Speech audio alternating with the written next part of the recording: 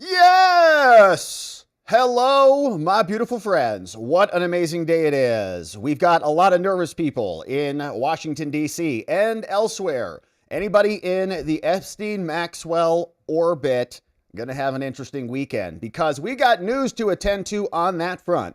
We've got 100 different people who may or may not be discussed today or in the future with the DOJ between Ghislaine Maxwell and we had Todd Blanche meeting over there in Tallahassee. Now, we also dug back into our archives and we got our mind map back out and ready to review because we covered the entire Ghislaine Maxwell case. Going to be on my best behavior with the name today.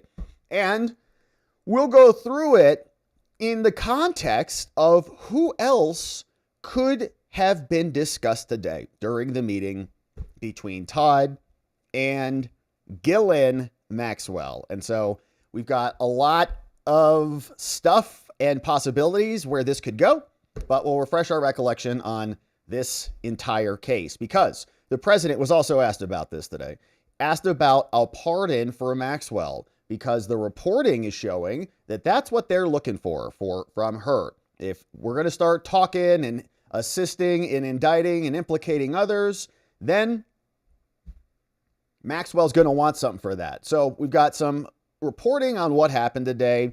We're waiting for Todd Blanche to come out and post something, but he hasn't yet. So we've got some clips. I've actually pulled up some things from Ghislaine's lawyer because he was out yesterday and today. And we'll listen to some of what he had to say before the president gives reaction on this. So we'll get up to speed on what happened today and see what the latest is on that case. Then we'll turn our attention over to the Obama saga because more evidence continues to mount against these coosters. Barry, James, John, Hillary, the rest of them. And we'll go through it because this comes from two of the best, Margot Cleveland and Molly Hemingway. They've got an exclusive saying that the memos were worse than just like, well, we maybe shouldn't include them or this is not that reliable. It was explicit and capitalized, okay? This should not be included. So when you start to have that and you start to have overruling of those things that are clearly bad, if like the doctor's like, well, I'm going to cut off his right leg. You're like, what? This is a dentist's office. Like, well, his teeth hurt really bad, but if we cut off his right leg, then his teeth won't hurt so bad. And you're like, oh, okay, guess go ahead and do it. And they did it. And then there's no consequences for it because apparently they were just trying to save democracy. So we'll go through this because Obama and the rest of the crew are out there like Nancy Pelosi. She looks terrible. Are her stocks going down or something? Like, why she looks so terrible? All right, get some rest, Nancy. Golly. So she's out saying that Trump is being reckless again for saying that Obama's a traitor. And we got Rand Paul with some reaction. And Tulsi Gabbard was also out last night. She posted this on her YouTube account. And so we'll see what she had to say about all that. Then we'll turn our attention to this fella. Remember this guy, Mark Elias? And when he used to be the compatriot of Michael Sussman, when they were trying to scam the FBI, James Baker, feeding them crap information. Yeah, we remember. Well, he and the representation of Media Matters, which is a Democrat hack activist organization, they're in big trouble. Apparently, they're getting into it with each other. And this story is just delicious because Media Matters had hired Elias's law firm and his team over there because they're like Democrat democracy defenders, like the Avengers. You know, they like go pick up a couple dozen donuts and then go into their offices and just bang out fake litigation to hack judges and send them over there. That's like their lives. So they did that for a long time. Mark Elias became the Democrat super lawyer. And now they're in big trouble. Media Matters owes them a bunch of money. The law firm is saying, well, we're not going to continue to represent you. And they sent them a nastygram. So then Media Matters sent a nastygram back to Mark Elias's people and they're like, how dare you do this to us? So they're eating their own and it's great. So we'll go through it and see what's happening over there. And then we'll check in on this new decision that came out of the District of Columbia because the dismantling of USAID shall continue. And we got a good decision, a victory here for the administration saying, get out of here. You can't sue on this. And so it's going to be just a beautiful stream. We're excited about it, my friends. Glad you're here. Happy Friday. Hope your week was amazing and outstanding and you accomplished every single thing you set your mind to. And if not, it can wait till Monday. Not a big deal. So we got a great stream today, and I wanted to say what's up to our membos and say thank you to our membos and everybody who is considering becoming a membo. We'd love to have you join us because we'll be back on our members only stream tomorrow on Saturday to get into whatever the day has in store for us then. And so we'd love to see you as a membo on YouTube or on Locals. Come join us. We have a great community, great way to hang out, meet some cool people, and support the show. So thanks for doing that. All right, so if you want to do that, join on YouTube or join at watchingthewatchers.locals.com, and we'll see you back here tomorrow on Saturday. But today, we've got a bunch of business to get to, and of course, the big story that's capturing a lot of attention is this one. A lot of people are nervous. Anyone connected to Ghislaine Maxwell and Jeffrey Epstein has to be asking themselves, did their name come up today during the meeting between her lawyers, Ghislaine and Todd Blanche, Trump's representative from the DOJ, the Deputy Attorney General, the number 2, second in command only to Pam Bondi? They got together for day 2. And the reporting is that Ghislaine gave the DOJ info about 100 different people. That's a lot. Linked to Jeffrey Epstein, say the lawyers. Now, Trump's being asked about that. So, okay, first question, of course, is who are they? What is the connection? Are these just little, like DoorDash receipts or something that nobody cares about? Or is it something more significant? And more importantly, what does Maxwell want in exchange for this information and cooperation in the event that they're prosecuting anybody? So, linked to Jeffrey Epstein, say the lawyers. Now, Maxwell answered questions from DOJ officials of about 100 different people is the report. Linked to the late PDF file called Jeffrey Epstein, an attorney for the disgraced socialite claimed on Friday. I got some clips of him, so we'll go through it. His name is David Oscar Marcus, and he told reporters that she was asked about every possible thing you could imagine. Everything. This was the first opportunity she's ever been given to answer questions about what happened, because the first prosecution didn't care at all. And remember, the first prosecution we covered here at length, and the prosecutors who brought the case against Ghislaine were these individuals right here: Maureen Comey, Allison Moe, Laura Pomerantz, and Adam Rohrbach, which we covered. Of course, Maureen Comey also took the Diddy case and the Epstein case before he died. So Comey, of course, has a lot of questions about their involvement, but it seems like the prosecution of Ghislaine was never about uncovering the truth. It was about wrapping it up, just making sure she is indicted and sidelined, put over here as a trafficker, and just 20 years, throw away the key, gone. Remember that the judge who allowed all this to go on was Judge Allison Nathan. And the trial was a bizarre one because we covered a lot of it, and the witnesses who came in and were presented were many. And the defense brought out their own witnesses, if you remember. They had expert witnesses here. We had staff from Epstein's crew who were discussed, Kimberly Espinoza. We had Elizabeth Loftus come in, talk about false memories. Remember, one of the witnesses was Eva Anderson Dubin. We heard her testimony, and this was a weird one. Remember, she ended up marrying a billionaire, and they ended up calling Epstein Uncle Jeff. Her daughter is named Selena, who is up above, and she was Epstein's ex-girlfriend for a long time, says they never participated in the group activities. But Epstein apparently said that he wanted to marry her daughter or something like that. So weird stuff. We heard from Border Patrol. We heard from FBI special agents and a bunch of people. And the prosecution presented many as well. And so, of course, we'll continue on to review some of that. But here's what the story says. This was the first opportunity ever. The last time around, no one cared. It wasn't about a plea deal. It wasn't about getting information or indicting anyone else. They just said, yeah, you're done. And we're done on this one. Now, Blanche had every single question answered during the sit down. Now, if she lies, they could charge her with lying, says Maxwell's attorney. They did charge her with lying, someone says. The 2 perjury counts, which we remember, which were dropped. They already got the convictions on the original counts. Remember, the original counts were up here.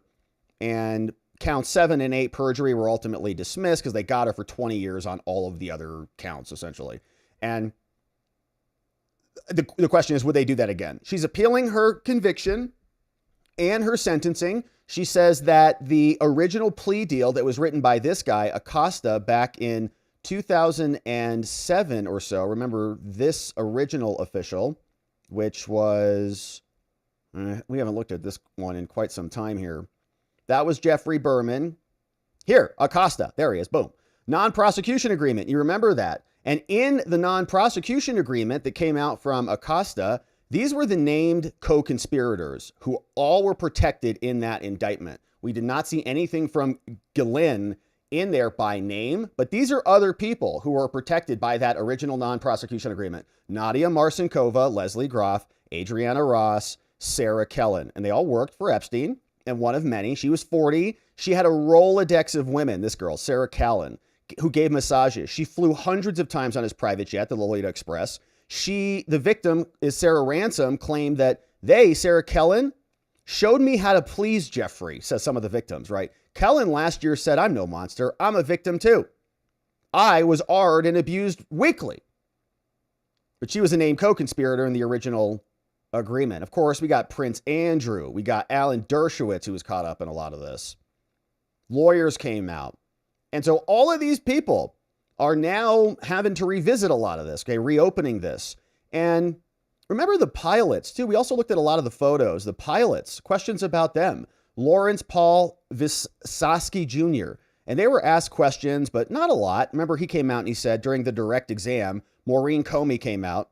He was Epstein's pilots. They discussed the relationship. It was all about Maxwell. That's it. Nobody cared about anything else. Just keep it to this. She's on trial here. Don't know about anything. Met Jane, one of the victims who testified, mid to late 90s. Epstein brought her into the cockpit. Never saw activity on the plane. Said, oh no, everybody's free to leave the cockpit and everything. And another pilot, David Rogers, another Epstein pilot.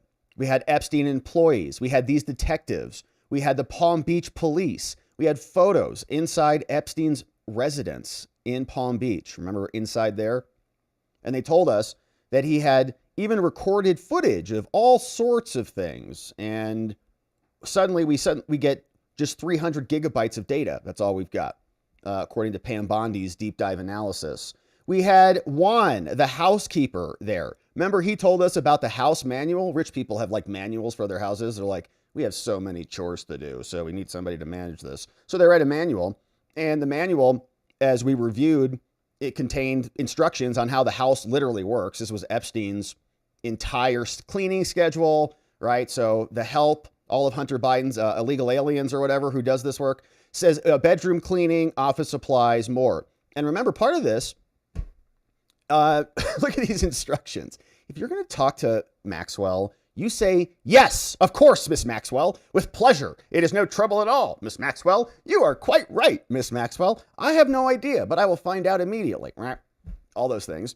And remember that they said the black book, the phone book must be right next to the telephone. Always check. Here you go.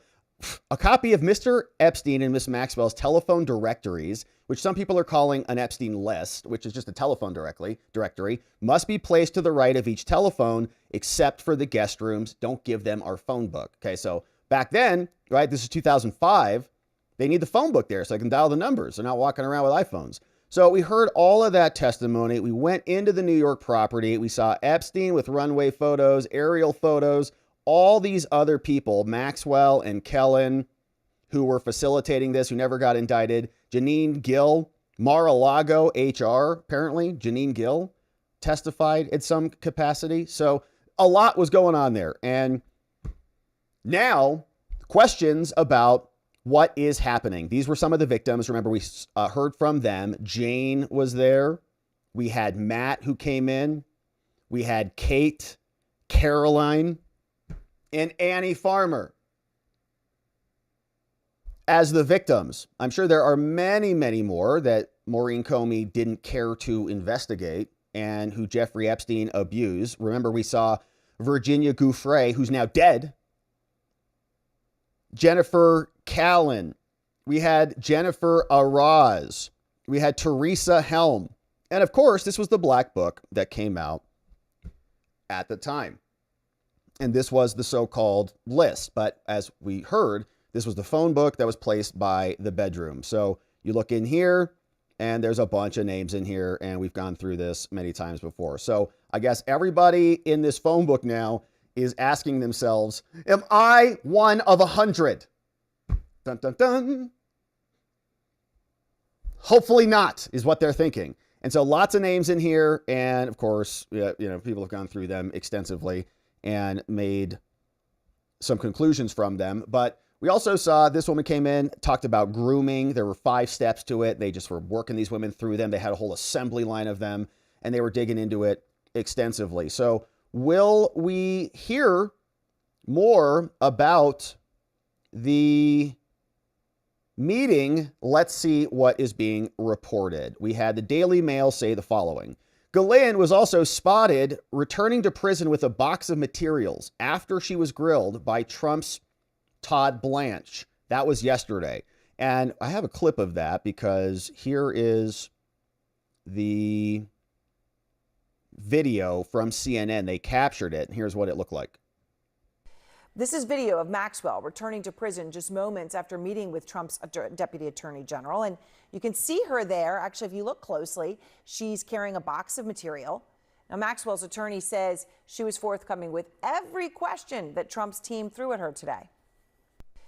All right. So every single question, and there's a lot of questions that no doubt came out. The vision has emerged because Trump has floated the possibility, they write, of potentially pardoning Maxwell. Oh, what are you going to get for that? And I know what they'll say we'll get for it. All sorts of indictments. And we're going to get some pittance of peasantry justice, which we don't want. Thank you. We'll see if what comes, but we'll see who she's dumping, dishing dirt on. If she's like, I got Bill Clinton right here. Okay, well, that's curious. All right, it's interesting. The vision has emerged as Trump floated the idea of a potential pardon. He says, I'm allowed to do it, but it's something I haven't thought about. Todd Blanche went down there. Maxwell's attorney, David Marcus, also came out. We'll listen to some of him. But Maxwell, of course, is trying everything she can to get out. She wants a pardon. She wants relief because she's got a lot of time left on the clock. 20-year sentence and has not been in that long. So she wants to get out. We saw yesterday, Todd Blanche said, I met with Ghislaine, and I will continue my review of her tomorrow. The DOJ will share additional information about what we learned at the appropriate time. There's that disgusting pervert on the screen. Others are saying that they're going to keep digging into this. Democrats who have missed every opportunity for self-reflection that's ever existed in recent memory are now saying, I can't believe this is a cover-up from Jeffrey Epstein. Okay. All crashing in like clowns to be a part of something because they can't do anything else. Like, well, this is an issue people care about, so let's pretend we care too. Anyways, so everybody, I think, can see through it. Her lawyers asked the Supreme Court to take up the case. We'll see ultimately where it goes. But this is the excerpt of the president. Trump asked about a Maxwell pardon. Here's what he said. What are you hoping Todd Blanche gets out of his meetings with Ghislaine Maxwell? Well, I don't know about the meeting. I know it's taking place, and he's a fantastic man. He's a great attorney, and people should really focus on how well the country's doing, or they should focus on the fact that Barack Hussein Obama led a coup, or they should focus on the fact that Larry Summers from Harvard, that Bill Clinton, who you know very well, and lots of other friends, really close friends of Jeffrey Summers, should be spoken about, because, Jeffrey Epstein should be spoken about. And they should speak about them, because they don't talk about them, they talk about me. I have nothing to do with the guy. Would you consider a pardon or a commutation for Ghislaine Maxwell if it's something I haven't thought about. It's really something. I'm allowed to do it, but it's something I have not thought about. Haven't thought about it is different than absolutely would never do that. Obviously, it's like, well, maybe I will think about it. Now that you mention it, you go, okay. For what? So Todd Blanche was there today. Is he giving us an update? No. He's going to share additional information at the appropriate time. And I don't think he's still in the meeting, okay? I think that was done already. And so it's wrapped. We should have an update. But here's what Fox News was reporting. They had people there, I'm sure, staked out. New at 2, Deputy Attorney General Todd Blanche's meeting with convicted sex trafficker Ghislaine Maxwell has ended. This as critics are calling for more transparency in the Jeffrey Epstein investigation. Welcome back as we head into hour 2 of America Reports. I'm Sandra Smith in New York. And Bill, great to have you here today. What's up, Bill? Great to be with you as well, Sandra. I'm Bill Malugin in Los Angeles. John Roberts has the day off. That meeting Sandra just mentioned just wrapped up moments ago. Maxwell was escorted back to the prison from the courthouse in Tallahassee. Her attorney said they had a, quote, productive meeting with Blanche, but details of their talks still remain under wraps right now. All right, Fox team coverage is at the ready. Chief legal correspondent Shannon Bream is live here in New York City, standing by with analysis. But first, let's get to our justice correspondent, David Spunt. He's got the latest from Washington for us. So, David, what else did Maxwell's attorney say? Well, he said a lot. We wish we could be in and hear what was said in the actual meeting. This meeting was a lot shorter than it was yesterday, but this was a 2-day event. The highlight, though, it appears that her team wants a pardon. Watch. We're going to take one day at a time. I know that's very cliche, but it's true because things are happening so quickly. We haven't spoken to the president or anybody about a pardon just yet. And you know, listen, the president this morning said he had the power to do so. We hope he exercises that power in the right and just way. Wild. So it's shifting rapidly, the conversation, isn't it? We're going from indictments to pardons now? What evidence did she even get, right? You see what's happening. I'm not saying that Trump's doing that per se, but you can see where this is going, like where the media is going and where these people are going with it. Now, we also saw something interesting I came across, which was this conversation between Todd Blanche and David Oscar Marcus. This was flagged over here by this account who hates Republicans. And so they're going to draw some, weird conclusion on this. But, maybe there's a collusion or they're a little too friendly. They took 18 seconds of this, but it is curious that Todd Blanche and David Oscar Marcus are, got some history together. Listen. But David, in all seriousness to you, I know a lot of people that have worked with you. I know a lot of people who know you very well. I now consider you a friend and someone who I know pretty well. You are by far the best out there, and I'll always say yes to this podcast. It could be the first three-peat. Let's do a three-peat. Wow. All right. So interesting. So they're hanging out together, talking about Maxwell. They know each other. They like each other. He's done his podcast 3 times, it sounds like. Okay. We'll see where that goes. Now, here was another excerpt. This came out from yesterday, and this was Marcus, who is Maxwell's lawyer, who's walking out after the hearing, after the meeting. We're not going to comment on the substance, but there were a lot of questions, and we went all day, and she answered every one of them. She never just said, I'm not going to answer, never declined. This is the first time the government has asked questions, so we were thankful that the Deputy Attorney General came and asked her questions. The first time the government did it. So it was a good day. Is there any possibility that Miss Maxwell's prison term could be reduced, or that she could be pardoned potentially? There's no promises yet, so she's just answering questions for now. Okay, no promises yet. What would she give that could possibly change that? So here was more. This came out from today. They're walking out after, I guess, the meeting at the courthouse. Here is more. This came over from Douglas Soul over there. Repost that. Thank you, Douglas.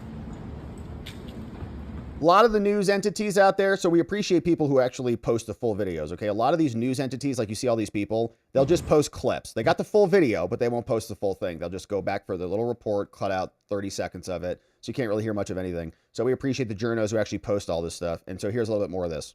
Hey everybody, we finished for the day. We started this morning right around 9 o'clock and went to now lunchtime. And we're finished after all day yesterday and today. Half day. Ghislaine answered every single question asked of her over the last day and a half. She answered those questions honestly, truthfully, to the best of her ability. She never invoked a privilege. She never refused to answer a question. So we're very proud of her. We're proud of how the process has worked over the past day and a half. I will say this. She has been treated unfairly for the past 5 years. She didn't get a fair trial. We're still appealing to the Supreme Court. We're going to be filing a reply in the Supreme Court on her cert petition on Monday. Remember, people have questioned her honesty, which I think is just wrong. Remember, a juror lied to get onto the jury. We remember that. She admitted to lying to get onto her jury. She did not get a fair trial. No prosecutor even mentioned her until Epstein died. So we feel that the process for Ghislaine has been unfair. She was denied bail. She was treated worse than an animal would be treated in jail when she was first held, woken up every 15 minutes. So we're just trying to get through the process where we are now and get her some relief. So that's where we are today. Do you feel like you're going to get some relief as a result of the conversations you've been having the last couple of days? We don't know. We don't know how it's going to play out. We just know that this was the first opportunity she's ever been given to answer questions about what happened. Because they don't care. They never cared. Will come out about what happened with Mr. Epstein, and she's the person who's answering those questions. And could this affect her appeal in any way? We don't think this will affect her appeal.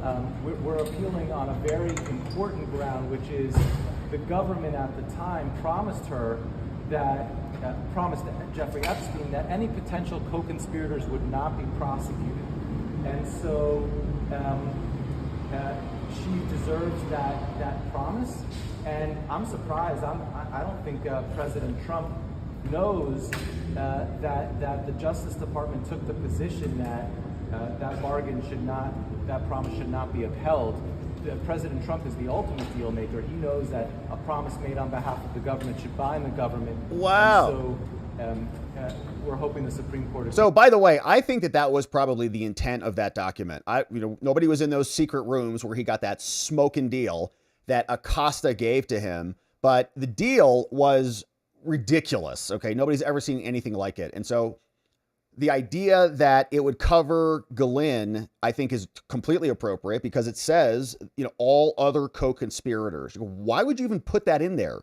Like, you named people, and then you wanted to go one step further and say, and everybody else that we never even thought about. Like, what? And they put it in there. And then, of course, they found another out on that. Like, well, there's other portions of this that limits it based on the jurisdiction only in this district. It's like, come on. Why would Epstein or any of these people sign that document if it was only in that district and he can't be hit outside the district? It made no sense. Then he died, so never got to go to the full end of that. But lots of questions about it. I mean, Ghislaine, she did not have I think a real trial. I don't know if you can say it was unfair or anything, but it did not feel real. We were going through it at the time, and I'm hard pressed to think about any real issues. I mean, we went through this at length at the time and created a list of these appealable issues. And you remember this guy, Scotty Davis, right? The juror was probably on there illegally because he failed to explain that he had been abused before, while he was filling out the form. And I think those are all the forms that he filled out. But we also had a jury instruction problem. It was a very rushed verdict. The non-prosecution agreement, that is currently being appealed. And so there were a lot of questions that could come up. But it wasn't so much about, investigating and getting to justice as it was about just convicting Maxwell and closing the book. And so that's why you might say it was fair in that there weren't any, other than maybe the juror, any catastrophic unfairness or biased issues from the judge. I think everybody could kind of make arguments about that. But for the most part, fair. But was it real? Not really. It was just about Maxwell. That's all. Just shut up. Don't ask any questions. Everybody that came in was only asked about Maxwell, and there was never even an inkling that this was going to go any further. They wanted to keep it siloed off because that's what Maureen Comey is. She's just a cleanup gal, and now she's fired and unemployed. So that's good news. But this is more from this attorney. Agrees with us that when the U.S. Attorney's Office in the Southern District of Florida promised that no potential co-conspirators would be prosecuted, yep, that bound the Southern District of New York as well. Are you looking for a new deal here? I'm sorry? What was the focus of the question? They asked about every possible thing you could imagine. Everything was on the table. Are you hoping for a new deal as a result of this? I'm sorry? Are you hoping for a deal as a result of this meeting? We're not going to comment on what we're hoping for. We just today and yesterday answered questions. So she hasn't been offered clemency or anything? No offers have been made, no.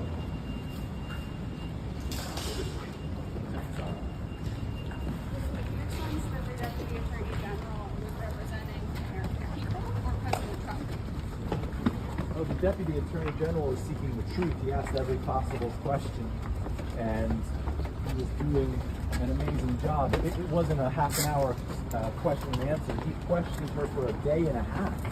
So he asked every possible question, and he did a really good job and asked her a lot of things.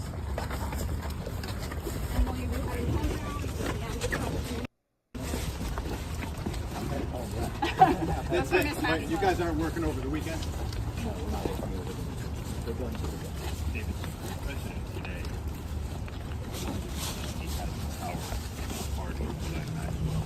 Is that something that you're going to be asking for? We haven't asked for anything. This is not a situation where we're asking anything in return for testimony or anything like that. Of course, everybody knows Miss Maxwell would welcome any relief. She's been in very difficult conditions for 5 years, and so she would welcome any relief. It's the right thing to do, and we have faith that the right thing will happen sooner rather than later. Did you get any sense of the goal of this? Did you get a sense of what the goal of this interview was? All right, so they make their way out, and you can see he still takes some more questions. That wasn't discussed during the trial, or? Oh, the trial. There was so little discussed at the trial. A lot of people said, why didn't she testify at trial? The case wasn't proven at trial. She has a Fifth Amendment right. Very different situation. I was surprised to hear folks that know better saying she should have testified at trial. That's silly.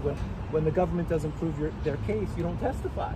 And so she didn't testify at trial, but it's a different situation. With the president even invoking the word pardon today, does she have an incentive to just tell the Deputy Attorney General what he wants to hear? No, because she wants to tell the truth, because the truth can be corroborated or disproven. If she lies, they could charge her with lying. They did charge her with perjury. That was dropped. They did charge her with that. That was dropped. And it's interesting, right? Because the Southern District of New York had a very specific view of the case and charged her in a way that we believe was disproven and wrong. And that's what one of our goals is now, is to try to show how they got it wrong. If she is seeking a pardon, how do you go about doing that now with a potential congressional testimony pending, with the Deputy Attorney General? We're going to take one day at a time. I know that's very cliche, but it's true because things are happening so quickly. We haven't spoken to the president or anybody about a pardon just yet. And listen, the president this morning said he had the power to do so. We hope he exercises that power in the right and just way. Thank you. That's all I have for you. Could I have a picture? All right.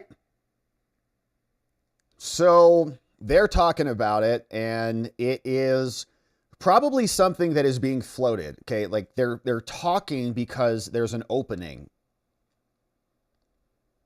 Meaning Todd Blanche is receptive to this possibility, and he is communicating accordingly. So we'll see what we get out of it. That's the big question, obviously. And this happens before. It's always kind of disgusting, right? When you get one mob boss goes down, but you get a bunch of other people. Is it worth it? You're weighing these things out. And what will come out of Ghislaine? Will it be, first of all, truthful, as you heard asked about, in that it is actually reality? Will it be credible, which would be, even if it were truthful and reality in fact, does anybody believe it? Okay, even if it is true. So is it true in the first place? Or if it is it credible? And if it is credible, is anything that she says going to actually matter to anything really consequential? Are we going to see the billionaires who are transacting and exploiting this entire scheme get indicted? Let's see. We'll have to wait and find out. But here was what the president said about this on the way out to Scotland. See a big difference. Is that on the table?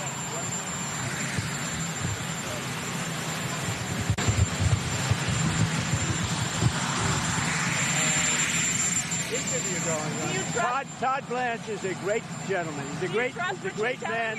He's a great lawyer. He's got a great heart.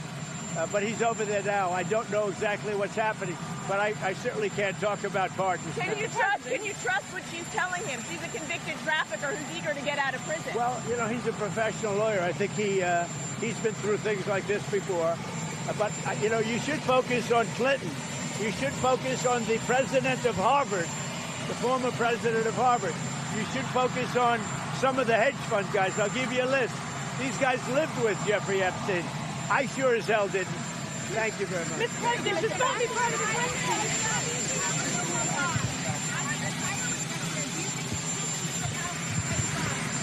I think that was the president saying, I'll give you a list of the hedge fund managers. And there's probably a lot to that and to the thesis that most of the criminality is not necessarily happening on Epstein Island or in these mansions, although there is a lot of criminality there, and maybe the more heinous version of criminality than just, financial crimes or financial transactions, abusing children, perhaps the most evil thing that could ever happen. And what you have then is a whole, overlay, or it's like the iceberg analogy. Just the tip of the iceberg is the stuff that we see with the raids and, some of the salacious stuff. But much more of the bulk of this is happening behind the scenes. So is Trump going to give us a list of the hedge funds people, or will anything happen to them, or they will be, will they be connected or pay a fine or a settlement? Will this whole thing be buttoned up and Maxwell be freed, just like her father, Robert Maxwell, would have wanted for her future? Of course, we'll see. But a lot of these people out there probably going to have a rough weekend, going to be having to load up on the Xanax and all of the other materials. And who are these people who are not called? Okay. Yeah. So forensics dude, John Lopez, Gerald Laporte, document analysis. Looks like they disclosed them, but we never actually got them to come in. And prosecutorial integrity. So we saw a lot of evidence and a lot of witnesses in this trial. And we'll see what Todd Blanche has for us in a report. Let's see if he dropped anything before we wrap this segment up. And from Todd, nothing. All right. We'll keep our eye on this one, my friends. Thank you for subscribing and joining as we do. All right. Now, let's turn our attention over to another criminal for whom there should be consequences. We've got Obama. The Obama coosters are in trouble. More evidence continues to come out. You see, this is the story over as an exclusive from The Federalist, drafted and provided to us to enjoy by Margot Cleveland and Molly Hemingway. You know who they are. Amazing. And they bring the scoop. They say this is an exclusive.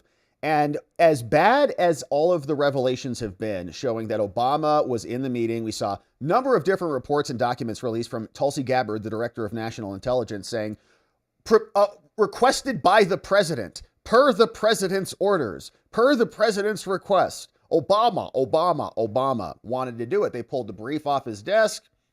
Everything was going one direction until somebody gave him the idea. Let's go investigate some more stuff. And of course, Brennan and Comey and Clapper and Brennan were all doing it.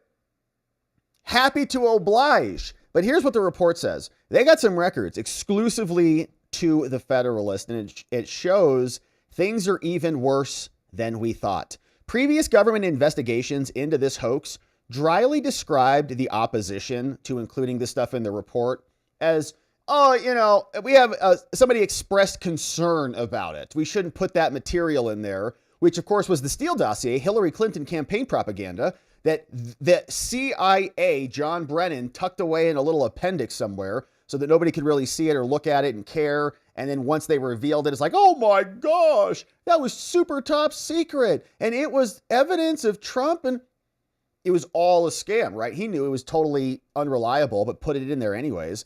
But they came out and they're like, well, maybe there was some express concern or not completely vetted or whatever. Okay, they're fake kind of, well, it's not that we just didn't, oh, somebody might have objected, but we didn't know.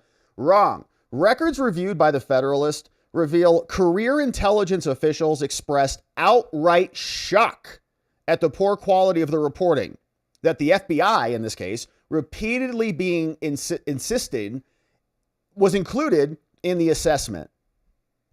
They objected to any reference to the dodgy dossier, saying, based not solely on what we do know, you cannot include the Steele dossier. Okay, these agents are objecting, like, are you guys out of your stinking minds? This is a dentist's office. We're not cutting legs off here, okay? I'm going to have to put my foot down. This is madness. We don't even have any saws, really.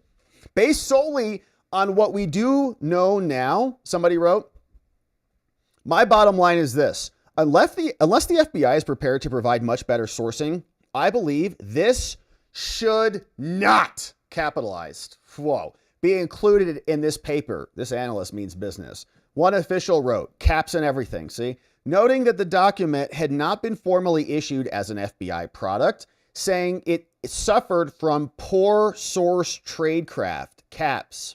Dude's not happy. And extremely sketchy sourcing, okay? Brennan's like, yeah, I know, because it came from my wife. And simply does not meet normal intelligence community standards. And they just did it anyways. It's gross negligence or it's criminal maliciousness. You can pick one, but we know which one we would choose. The Steele dossier, a product of Hillary Clinton's campaign propaganda, she secretly funded it. It went all over to Mark Elias. They sent it over, as you recall, in this giant scam. Hillary Clinton was behind it all. John Durham was the guy who was supposed to come in here and investigate it. Thanks for nothing, John. But Perkins Coie, of course, was the law firm that was hired by Hillary. They hired Fusion GPS. Fusion GPS went out, was trying to create some garbage with New Star, Rodney Jaffe, and Christopher Steele came in. And this is the Trump PP tape that he got the presidential suite and then employed prostitutes to pee on him. Ridiculous. And of course, that was all fake. It was all Hillary Clinton's. But what happened? Oh, that's right. We got Mark Elias, who was working for Perkins Coie at the time, and his little buddy, Michael Sussman, went down. They took that stupid fake report. They tried to shove it in to the FBI while they were doing the hoax where they go to the media and they give them the wrap-up smear. They give the media some fake stuff, the FBI some fake stuff, and they both corroborate each other, and then the fake story gets wheels. So all of that happened, of course. We saw that. And the truth is, in response to that, Ratcliffe and Clinton, they funded all of it, right? We saw how it came about. Now, recent disclosures by Gabbard and Ratcliffe, and that same dossier made its way into the intelligence report, okay, from Christopher Steele into the basis of the report that made up the attacks against Trump, saying President-elect Trump, he was being falsely painted as having been colluding with Russia. First, they suppressed a presidential daily brief that concluded that Russia's election activities did not affect the election. And then Trump came in, Mike Flynn got a copy of the daily brief that they had not 86 in the mere hours before its publication. Then at the direction of Obama and under the tight fist of John Brennan, the disgraced former CIA director, a small cabal of people came out and tried to say Russia meddled in the election. James Comey demanded that the intelligence report include the Steele dossier. And all of that helped John Brennan develop the false and explosive narrative that Russia actually did interfere in the 2016 election. And he had a motive to pass along poorly sourced information. It was fraudulent, and he knew. According to intelligence standards, it was fraud. It was not accurate. You say this is reliable, we have high confidence. No, you don't. Your high confidence is fraudulent, according to your own standards. So there should be consequences for that. It was a fraudulent document that was meant to create a political attack on their opponent. It was an abuse of office. Intelligence officials also worried that Steele had relied on subsources whose identity and credibility were unknown to the FBI.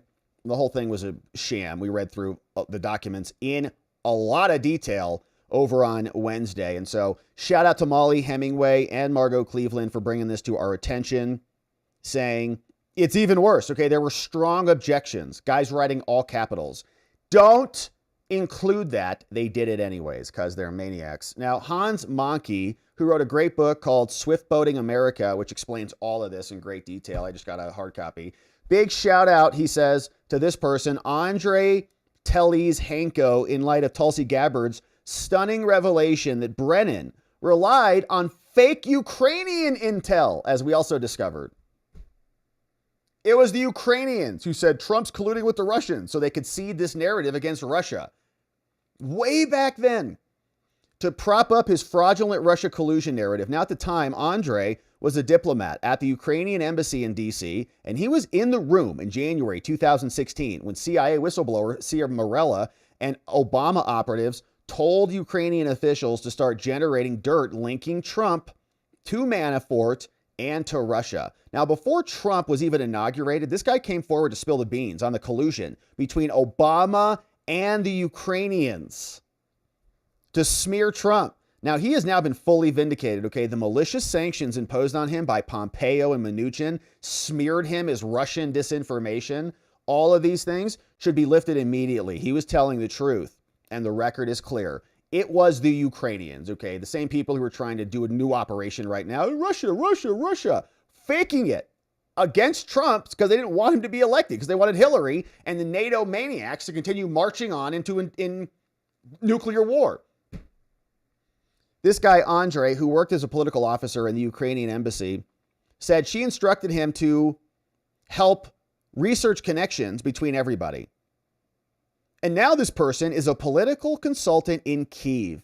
They were coordinating with the Hillary team, saying they all kept quiet, they all worked closely together. It was the Ukrainians, and they set it up against Russia so that we would help fund their war against Russia and get them included into NATO as part of this geopolitical strategy to end Russia for whatever stupid reason. Now, all of this has been being debated this week, and Nancy Pelosi felt she needed to put the vodka bottle down. And speaking of Ukraine, she's got it right there on her chest because that's what they care about, because I think they're all cut in on it. They get a big, fat portion of the grift goes right back into their coffers. And so she's upset about Trump and Tulsi Gabbard saying that Obama is a traitor. Do you have any second thoughts? Any second thoughts about what happened last summer or with? I don't have any second thoughts, but I do have a second thought about the Republicans.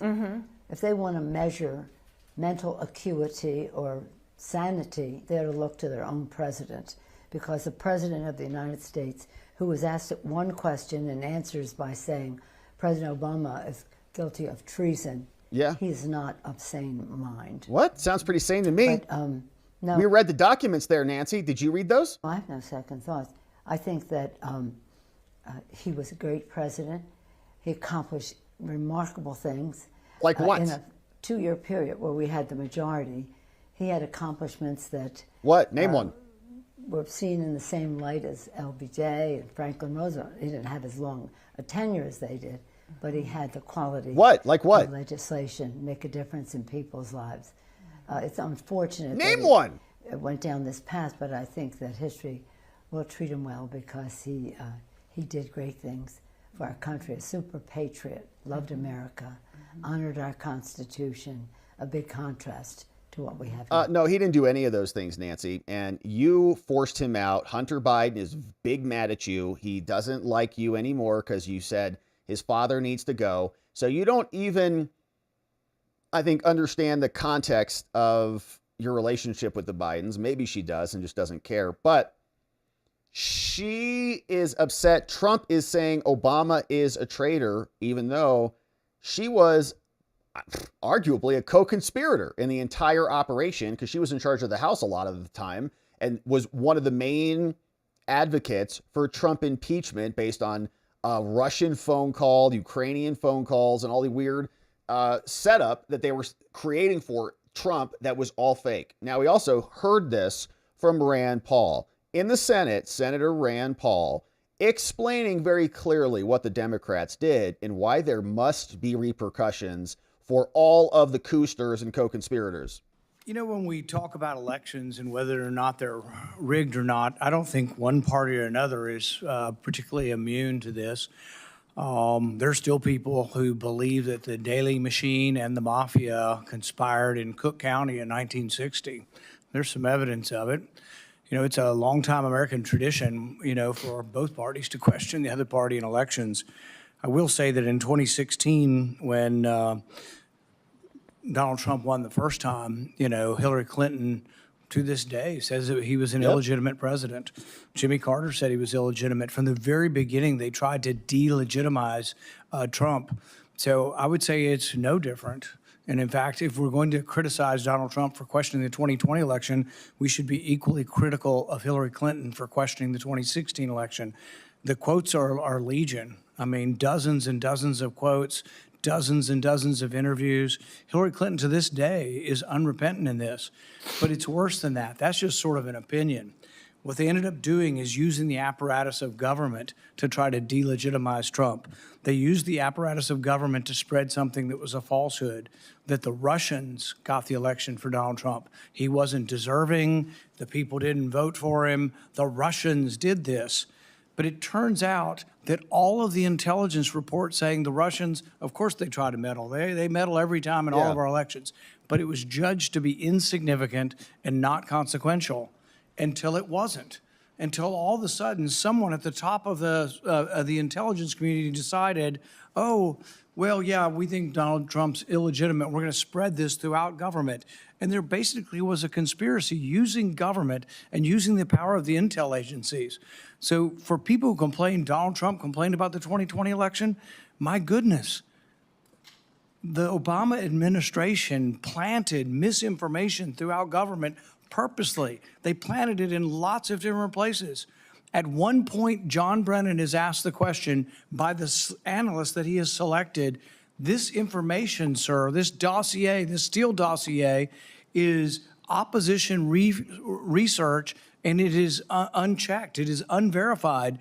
And Brennan's flippant response was, yeah, but it sure sounds like it could be true. Sure rings true. This is the head of the CIA saying this.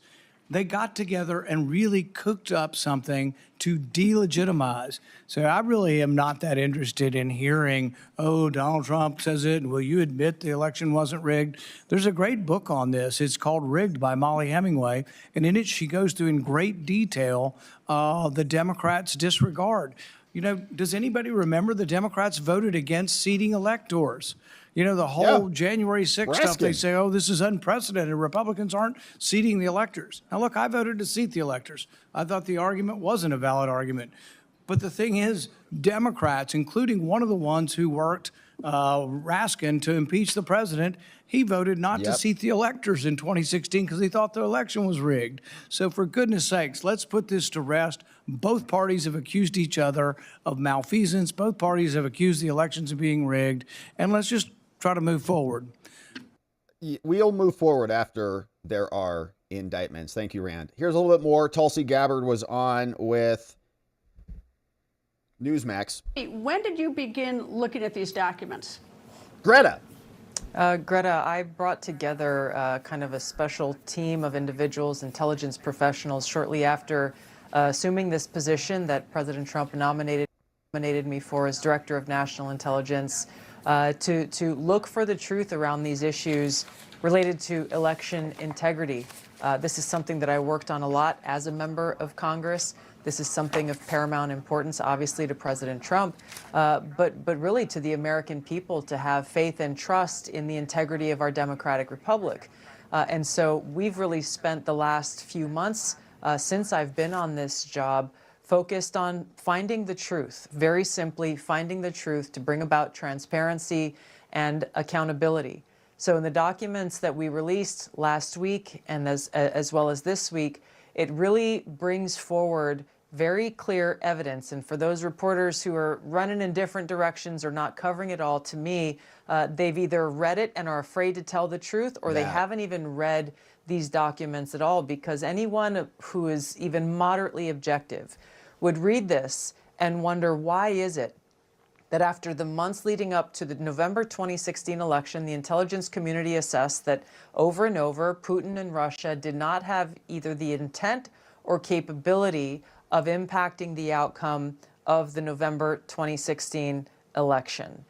Fast forward, the election happens in November of 2016. President Trump defeats Hillary Clinton.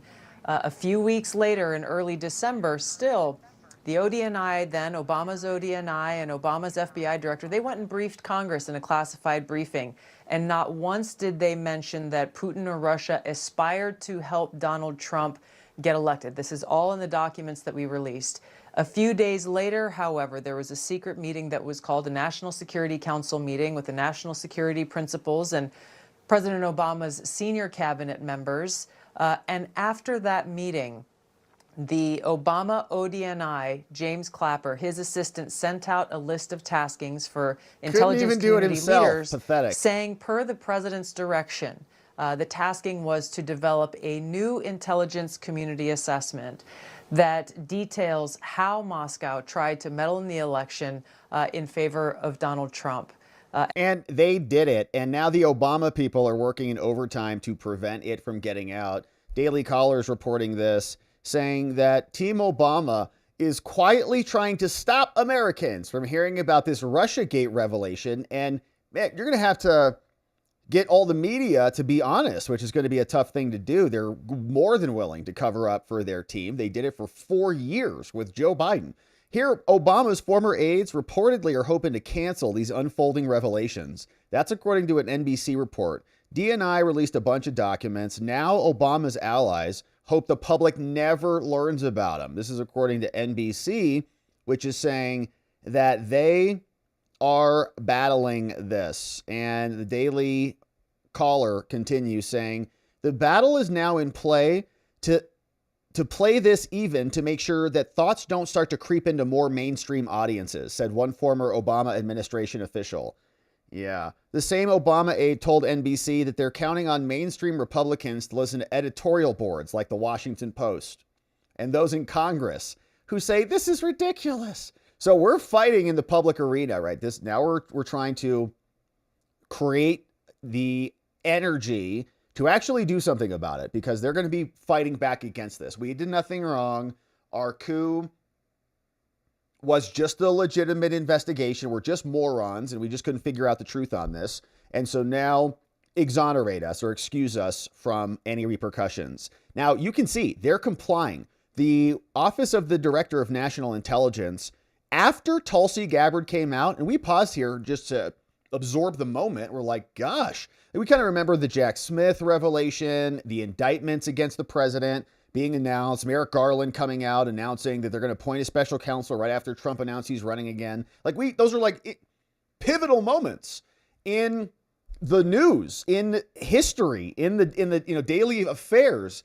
And when Tulsi came out and dropped that, we went, holy moly. We read through the whole thing, spent a lot of time on that day, making sure we dealt with it with the appropriate gravity that it deserved. The Washington Post and the New York Times didn't even report on it, basically.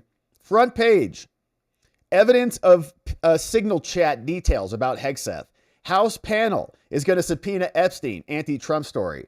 Some lunatics with signs out there on the streets. 180,000 migrants could have trackers. They're very upset about that. They want them to not have trackers and bring in their friends. New York Times doesn't care either. Motive in Idaho remains elusive. What happened with Koberger? No refugee for trans clinics. Front page, New York Times. Trans clinics. Because that's all they care about. Trump intends to unleash an AI super boom, to spur a boom. Trade deal on Japan. Okay, they forgot they buried the entire story because it is damning to them. Because they were in it. They were colluding with them. They're unindicted co-conspirators in the whole scam. And Tulsi is now bringing the truth to us. And this is is where things changed. Fast forward to when this report was released in January of 2017. DNI Clapper, Obama's DNI, led the production of it. CIA Director John Brennan tasked 5 people in his organization and worked with the FBI to produce this new assessment that was a 180-degree flip-flop from the several assessments that led up to the election. The Obama-directed intelligence assessment said that Putin and Russia did aspire to help elect Donald Trump in that 2016 election. Aspire. And so the report that we released yesterday was a result of an investigation that the House Intelligence Committee staff majority conducted. It took them well over a year interviewing several of the intelligence professionals that were involved in the production of this manufactured intelligence document. And it really goes line by line detailing how this assessment that was created in January of 2017 at the direction of President Obama literally manufactured intelligence, knowingly put down falsehoods in order to reach this assessment conclusion that I stated, that Putin and Russia aspired to help Donald Trump win the election when it was blatantly false. They knew it was false, yet they sold it to the American people as though it were true. And the question is, can anything be done about it? Can Obama be charged with a crime and pay repercussions for orchestrating this whole thing? As we've said here, I think it's going to be a tall order because he'll have some probable justification for what he did, some plausible explanation for just ordering an intelligence report. In other words, he'll be able to envelop his actions inside the force field of presidential immunity that the Supreme Court created. Now, if there's other indicia that would go to motive that would show specifically that Obama said something, somebody sent back to him, I don't care that this is fake. Obama, I don't care. Put it in anyways, or something like that. But that's an evidentiary standard, right? To show what was actually going on and that he was creating this maliciously, other than him just saying, well, that's just, I'm just a stupid person. I just didn't know. Because he got away with drone striking Americans, killing American citizens without any due process of law. No one cared about that. Got immunity for that stuff, right? Those are official actions, official decisions. So does treason qualify as an official act? No, of course not. The question is, how do you prove that? It's an evidentiary problem. It's going to be difficult to get to unless Tulsi's got some more goods. But even Trump is recognizing that Obama is probably going to have immunity on this. And he's saying Obama owes me big for that. Thank you, Mr. President. How do you think that the Supreme Court's ruling that benefited you on presidential immunity would apply to former President Barack Obama and what you're accusing him of doing? It probably helped him a lot. Probably helped him a lot, the immunity ruling. But it doesn't help the people around him at all. But it probably helped him a lot. He's done criminal acts, there's no question about it. But he has immunity, and it probably helped him a lot. Trade agreement you're looking to sign too. He owes me big. Obama owes me big. What are the So we'll see what happens. Now, Trump had to fight his way to the Supreme Court to get his immunity. Obama can do the same. So we'll keep our eye on this one and see what else drops. Hopefully Tulsi's got more coming soon, and we'll go through it right here. All right, now we got one more update on the day, and then we'll hear from you. And this one is about this fella. You remember him? Because their law firm is now getting into it, and this is a fun one. Media Matters versus Mark Elias. We've got a big division brewing in the Democratic Party, and it is delicious. You can see the New York Times is reporting on this, saying that Media Matters, you know who they are, that attack group. They clip people out of context and post it on them like they're like fascists. They love Hitler or whatever they do. And they have been very effective, I think, in a long line of campaigns and elections. But now they're struggling big time. And in their litigation with Elon Musk, they went and hired Mark Elias. And you remember him and his Democracy Docket organization and all of them, because he used to work for Hillary Clinton as part of Perkins Coie before he left that firm. Of course, Trump went after Perkins Coie with an executive order, and they were the same Democrat law firm that represented Hillary Clinton. And then The law firm Perkins Coie, where Mark Elias worked, also had Michael Sussman, who also worked for Perkins Coie, go meet with the FBI, feed them the fake Steele dossier, and essentially generate the Steele dossier because the law firm had a third-party contractor called Fusion GPS, and Fusion GPS went and got Christopher Steele, who wrote the Trump PP tape. So that's that guy's background and lineage. And now he, in the aftermath of that scam, was hired to represent Media Matters. And now there's a falling out, and it's great. Here's what it looks like. Media Matters, you know who they are. A nonprofit group that played a key role in liberal politics for a long time is now struggling to withstand months of legal assaults by Trump's allies, aka Elon Musk, offering a glimpse of what might be in store for even well-funded targets of actual litigation. The organization, which is funded by some of the Democratic's biggest donors, is now $15 million in legal fees owed over the past 20 months to defend itself against lawsuits by Elon Musk. How do they like it? In addition to investigations by Trump and the FTC and Republican state attorneys general, who are all investigating them for serious problems. Now, the group Media Matters has slashed the size of its staff and scrambled to raise even more cash from skittish donors, according to documents and interviews with 11 people, as the organization fights to survive. Now, that might not be enough. Media Matters tried to settle with Musk by offering concessions, but the sides were far apart and the talks fizzled. Even when the group has triumphed in court, Mr. Musk has appealed or just filed a new case elsewhere. Oh, gosh. Man, it's going to be a billionaire. That sounds awesome. Just like, I don't care. I lost. Okay, it's filed. I don't care. Just do it again.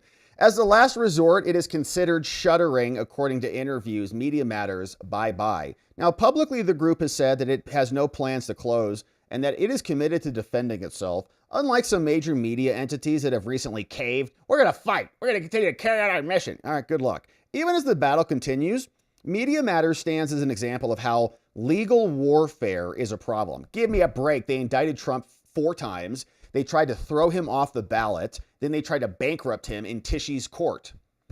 So spare me. The group says it dialed back its criticism of Musk after like, oh crap, we can't just keep making things up about people. They also have been frozen out by some allies, and they face plummeting staff morale, rising infighting, and security concerns. Now, all that has proved quite a challenge for this group. They raised, look at these numbers, man, $250 million in the 2 decades between 2003 and 2023, establishing itself as a major force in Democratic politics and undermining the right wing. The bleak outlook now facing the group underscores the serious harms that can be inflicted when Trump goes hard. It leaves targets facing a tricky choice. Should we spend or fight back?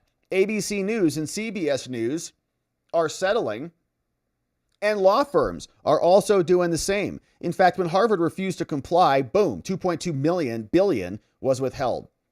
And donors are also freaking out. Media Matters has been defending itself on more legal fronts and for longer than most of targets of Trump allies, because their identity is linked to fighting Republicans. It also is particularly susceptible because of its dependence on maintaining the benefits of rich Democrats. Founded in 2003 by David Brock as a self-described right-wing hitman who switched sides to become an enforcer for Democrats, Media Matters set out to neutralize Republicans. And they have done a pretty, I think, successful job of that as an entity until Trump came along. Media Matters is made up of 2 separate nonprofits registered under the tax code. Some donors have revealed through news reports that other donors are maybe bailing out.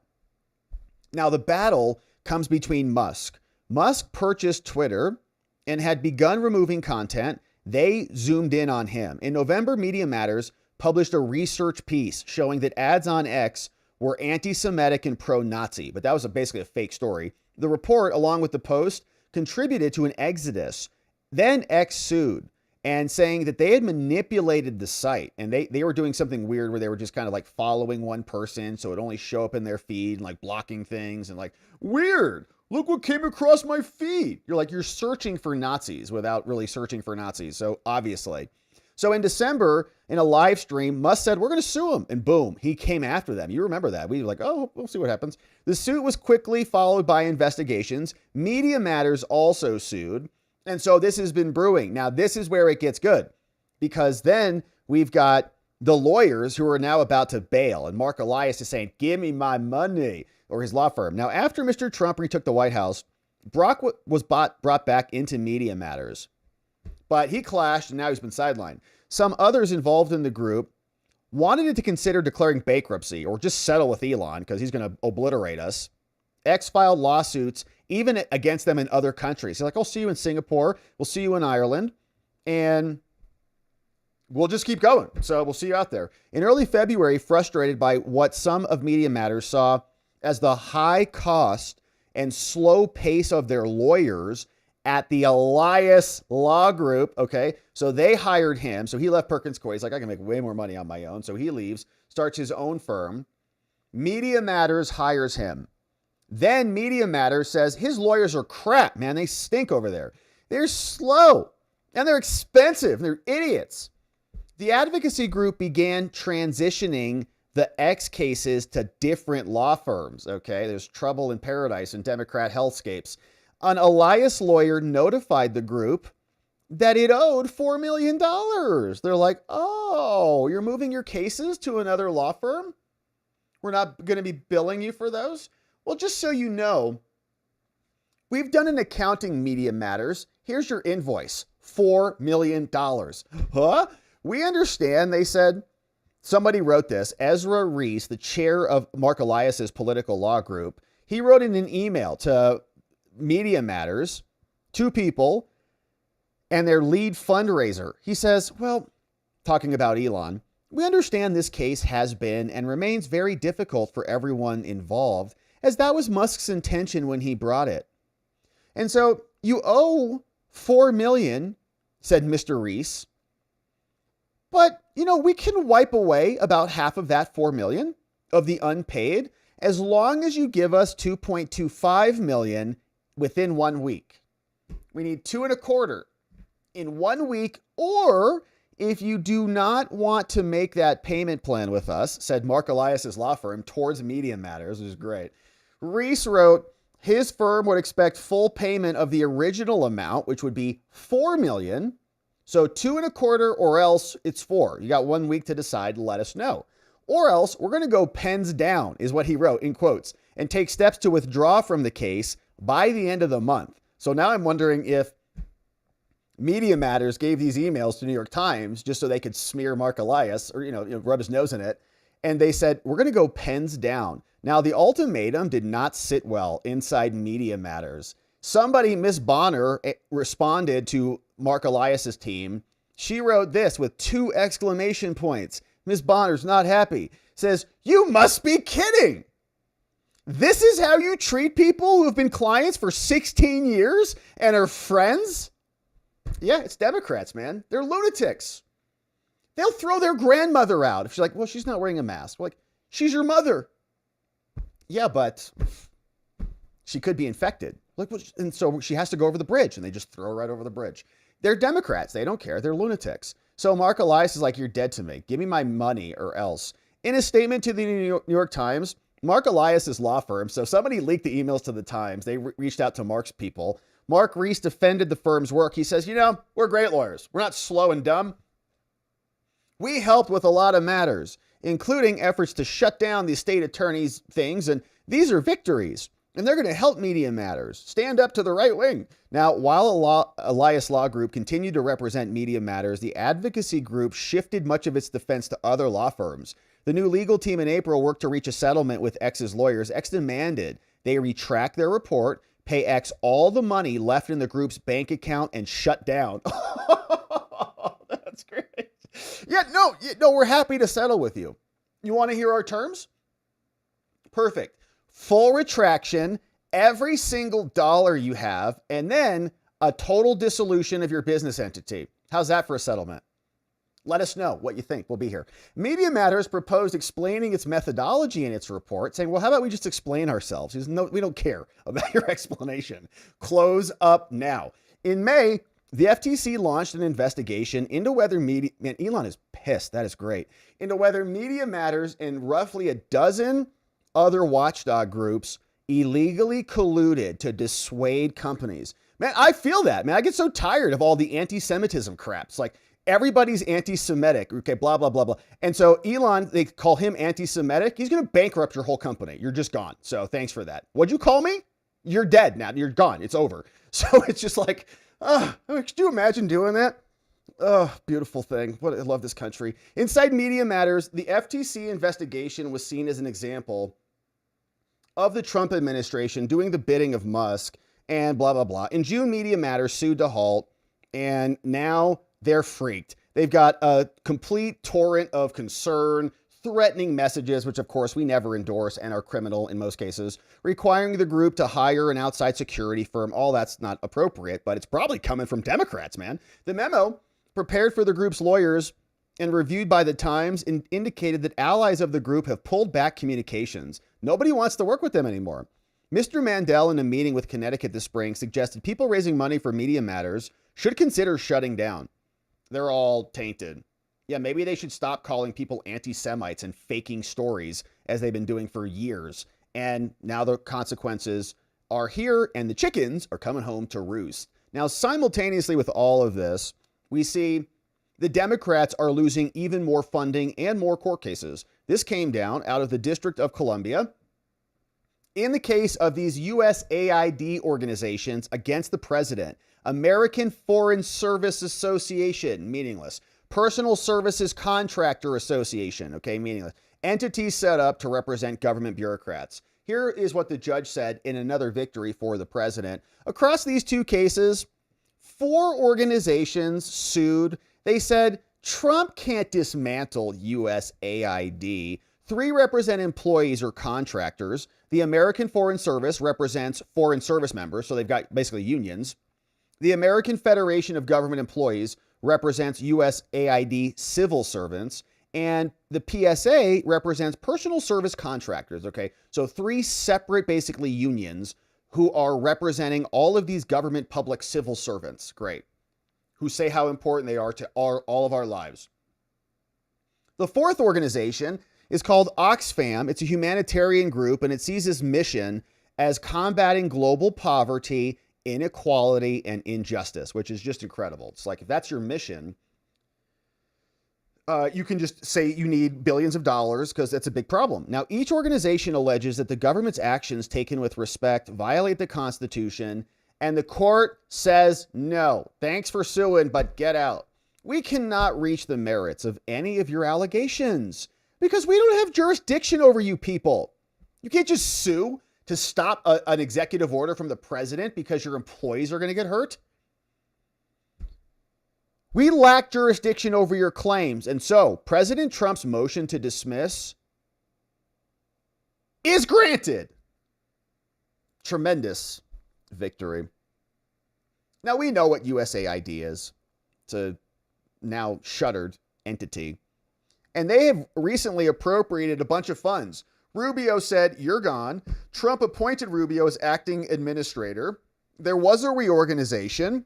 They concluded the first phase, and a lot has happened. And people are going to be fired. Okay, effective July 1, you're gone. So they sued. They said, you can't do that. They said, well, we actually have not shut the agency down. We've retained a bunch of things. There's like $78 billion in value here. And so they sued. They said, you can't do that. Trump is illegal. The lower court denied their motion for an injunction. Said, well, your members did not, in fact, face a risk of irreparable harm. These were just employment injuries, okay? You're not entitled to employment off the federal teat for your entire lives. Now all this brings us here before us. The government moved for a dismissal. The public civil servants grifting off America are moving to keep the case on. And the court is going to give us some analysis. The central question in these cases is, can I even hear your claim? As we're going to explain, we don't. I can't hear your claim. Each of these organizations is seeking relief from what are quintessentially personnel-related injuries. So if you're upset about the fact that you got fired, then you can go through the employment mechanisms to challenge that Congress has created by statute. Talking about standing, saying the government says you have none from Trump, the court will assume that they have standing, and we continue on. Lots of kind of background analysis here. Apologies for the scrolling. In sum, they have standing only to object to personnel-related actions at USAID, which is the only challenge conduct that has caused them particular injury. The same is true for this other claim. And saying you could channel these into other areas. Since the court reached, let's just fast forward. Let me just fast forward through a lot of this. Here, it's a big opinion. 37 pages. And lots of case law until we get to the following. Irreparable harm and the preliminary injunction factors. Saying, you say that there has been irreparable injury. We've been battling these injunctions forever. And what is the injury to you people? You say that termination notices are the injury. Now, although you acknowledge that job loss is not normally irreparable harm, because everybody would claim that, right? If everybody who loses a job says, I'm irreparably harmed, then everybody could file an injunction to stop their employer from firing them. It's ridiculous. Why do government employees get to do that? It contends that this is not a normal situation because we're the biggest employer in humanitarian aid. So they're essential because they're public servants, and provides essential funding for almost all other employers in the sector. So thus, in their estimation, our entire industry is going to disintegrate. Yes, we know that's not irreparable harm. That's a policy decision. To be sure, in some circumstances, massive economic disruption is going to happen. That's irreparable harm, they say. But it's not. It is not provided, for instance, any declaration. You haven't even told us any of your bureaucrats have been unable to find work. Like there's no declarations like this person is harmed. Well, how? Because he might not be able to find a job. Well, has he been unable to? Well, I don't know. Did you ask him? Not really. From other humanitarian aid. So like, why can't they go work for the private sector? Go get a charity. And there's such amazing people and tremendous civil servants who deserve our never-ending money for the rest of their lives indefinitely without any consequence to the federal budget. They should be able to go get a job in the private sector and lead the company into glory, right? The PSA next makes its argument about irreparable harm. It says, there's going to be a lot of harm in the world. Global partnerships are going to be dismantled. We know. We don't want to support the global partnership with the AIDS opera singers in Peru. The court noted when denying the TRO that such generalized allegations are insufficient. You can't just say, I got fired. You can't do that because I'm a civil servant. So in the public interest, as the courts have explained in denying this, the government, they've identified plausible interests. Okay, they said, well, it could have consequences. Although the facts on the ground have shifted somewhat. On the one hand, they claim that without relief, USAID is going to cease to exist. They say decades of efforts to project soft power will be wasted. That's all. They should have won the election, made those arguments. That's their policy decision. They're not the president. On the other hand, the government says, no, we're actually going to prevent foreign aid programs from participating in anti-American projects throughout the world, like trans operas. As the court has said before, we can't weigh these against each other. What the court is ultimately most moved by then is just jurisdiction. What are the likely harms and how can that be addressed? Because the executive branch has a significant interest in maintaining control over personnel matters. Now, while you have not demonstrated any irremediable injury, and where Congress has limited personnel claims, right? So there's actually another channel for them to go file their employment claims. They have it. They can file a claim. Plenty of due process for fired federal employees.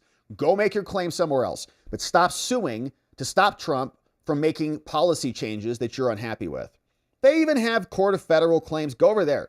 The court concludes that neither the equities nor the public interest favors money going out to USAID. This is a Trump judge, Carl J. Nichols. For the foregoing reasons, the court will deny the motion for summary judgment and hand a victory back to America and to the president, and a loss to the USAID civil servant bureaucrats.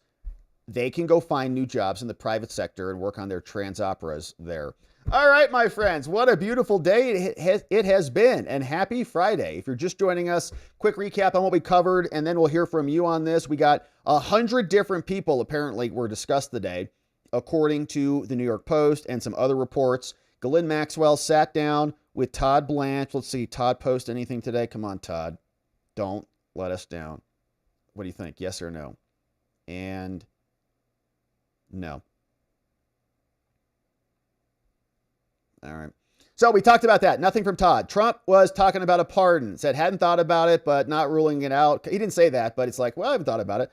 And not going to talk about it now, I think is what he said. Not the appropriate time right now to talk about these things. Todd Blanche was there. Ghislaine got a box of materials. We saw Todd and David Oscar Marcus had a conversation previously and heard a lot from Maxwell's attorney today because he was out walking around, and we had this media person here, Douglas Sewell, who was reporting and doing a great job sharing with us the happenings on the ground. Then we turned our attention to this new report from Molly Hemingway and Margot Cleveland explaining that actually the objections to including the Steele dossier were unequivocal. They even wrote in all caps, "This should not be included." And Brennan was like, so you mean include it, right? Like John. And he just included it anyways because he's a CIA agent. So we read through that. We got updates on what's the latest with Obama, Nancy Pelosi, still unhappy about Trump going after treason. Rand Paul was awesome today. We appreciated that. We heard from Tulsi as well. Then we heard about this guy, Mark Elias, and his law firm demanding their money from Media Matters. And Media Matters having a tough time out there. It's probably, not ideal to lie about people and make up stuff and call people names, especially a billionaire who doesn't take kindly to that type of stuff. And so they're under siege for being defamatory, I guess. And now we see that we also had a victory with USAID funds. So these liberal institutions are going down like dominoes. First, we've got Media Matters struggling. USAID, of course, also struggling. And the list goes on and on. Now with more scrutiny on the traitorous coosters, Obama and crew. But now, my friends, it's time to hear from you. And it is a beautiful Friday. Thank you for being here. And let's see what you have to say about all this. Thank you for supporting our work here. I see some amazing donos and super chats. And we got some membos coming in. You guys are amazing. And Donut and John, thank you for clipping for us. New membos. Woo, Mach Schnell. I see some more. Chubby Stubby membos. Off label. We got a lot of new membos coming in. Look at this happy cat, baby. Dancing around.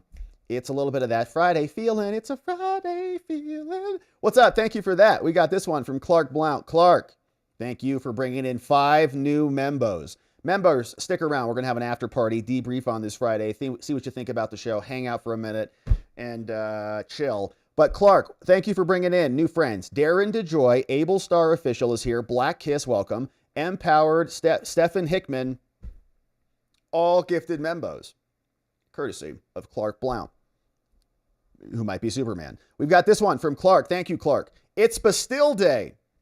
Today? Is that right?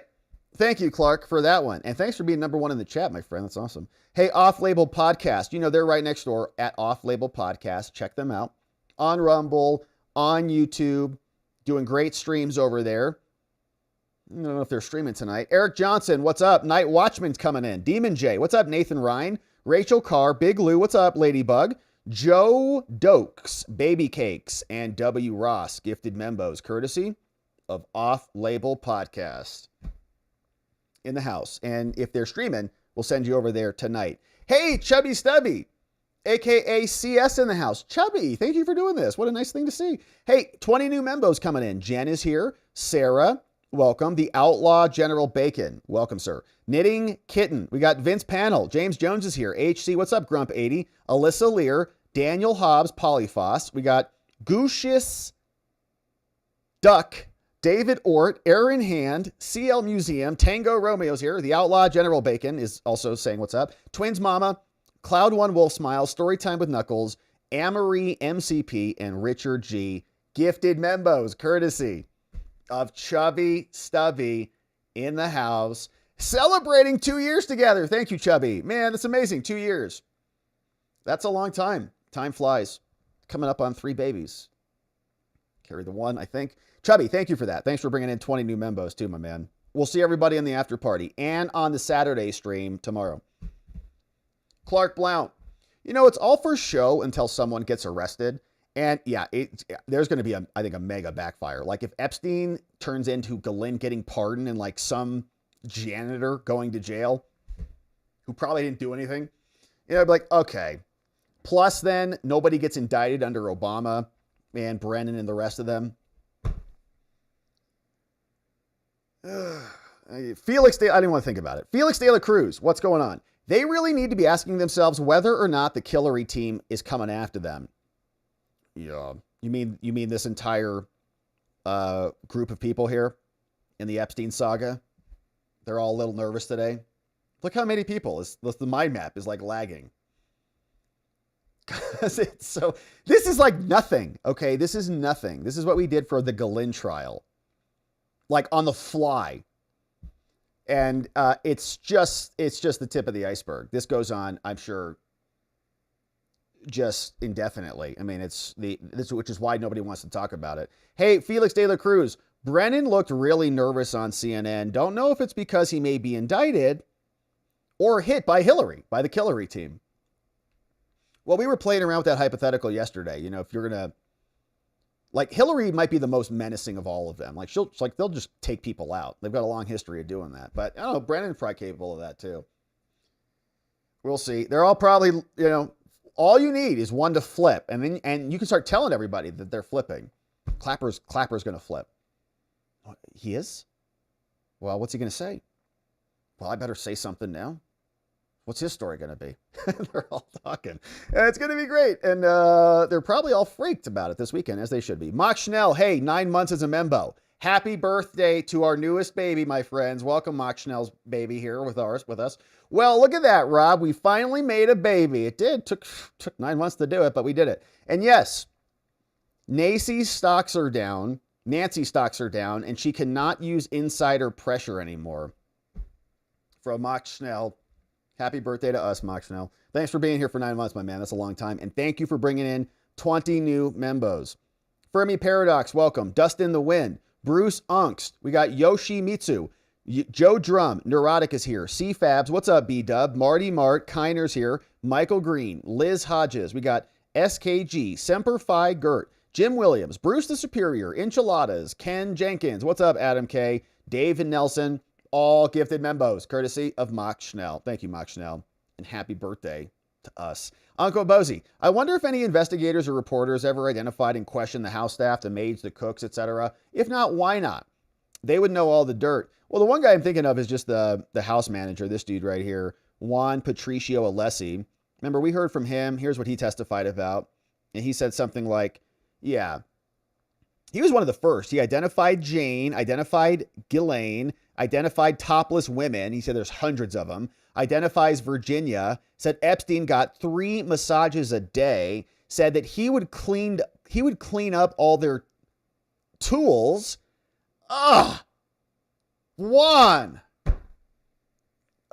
Emotional damage for sure. Forgot about that.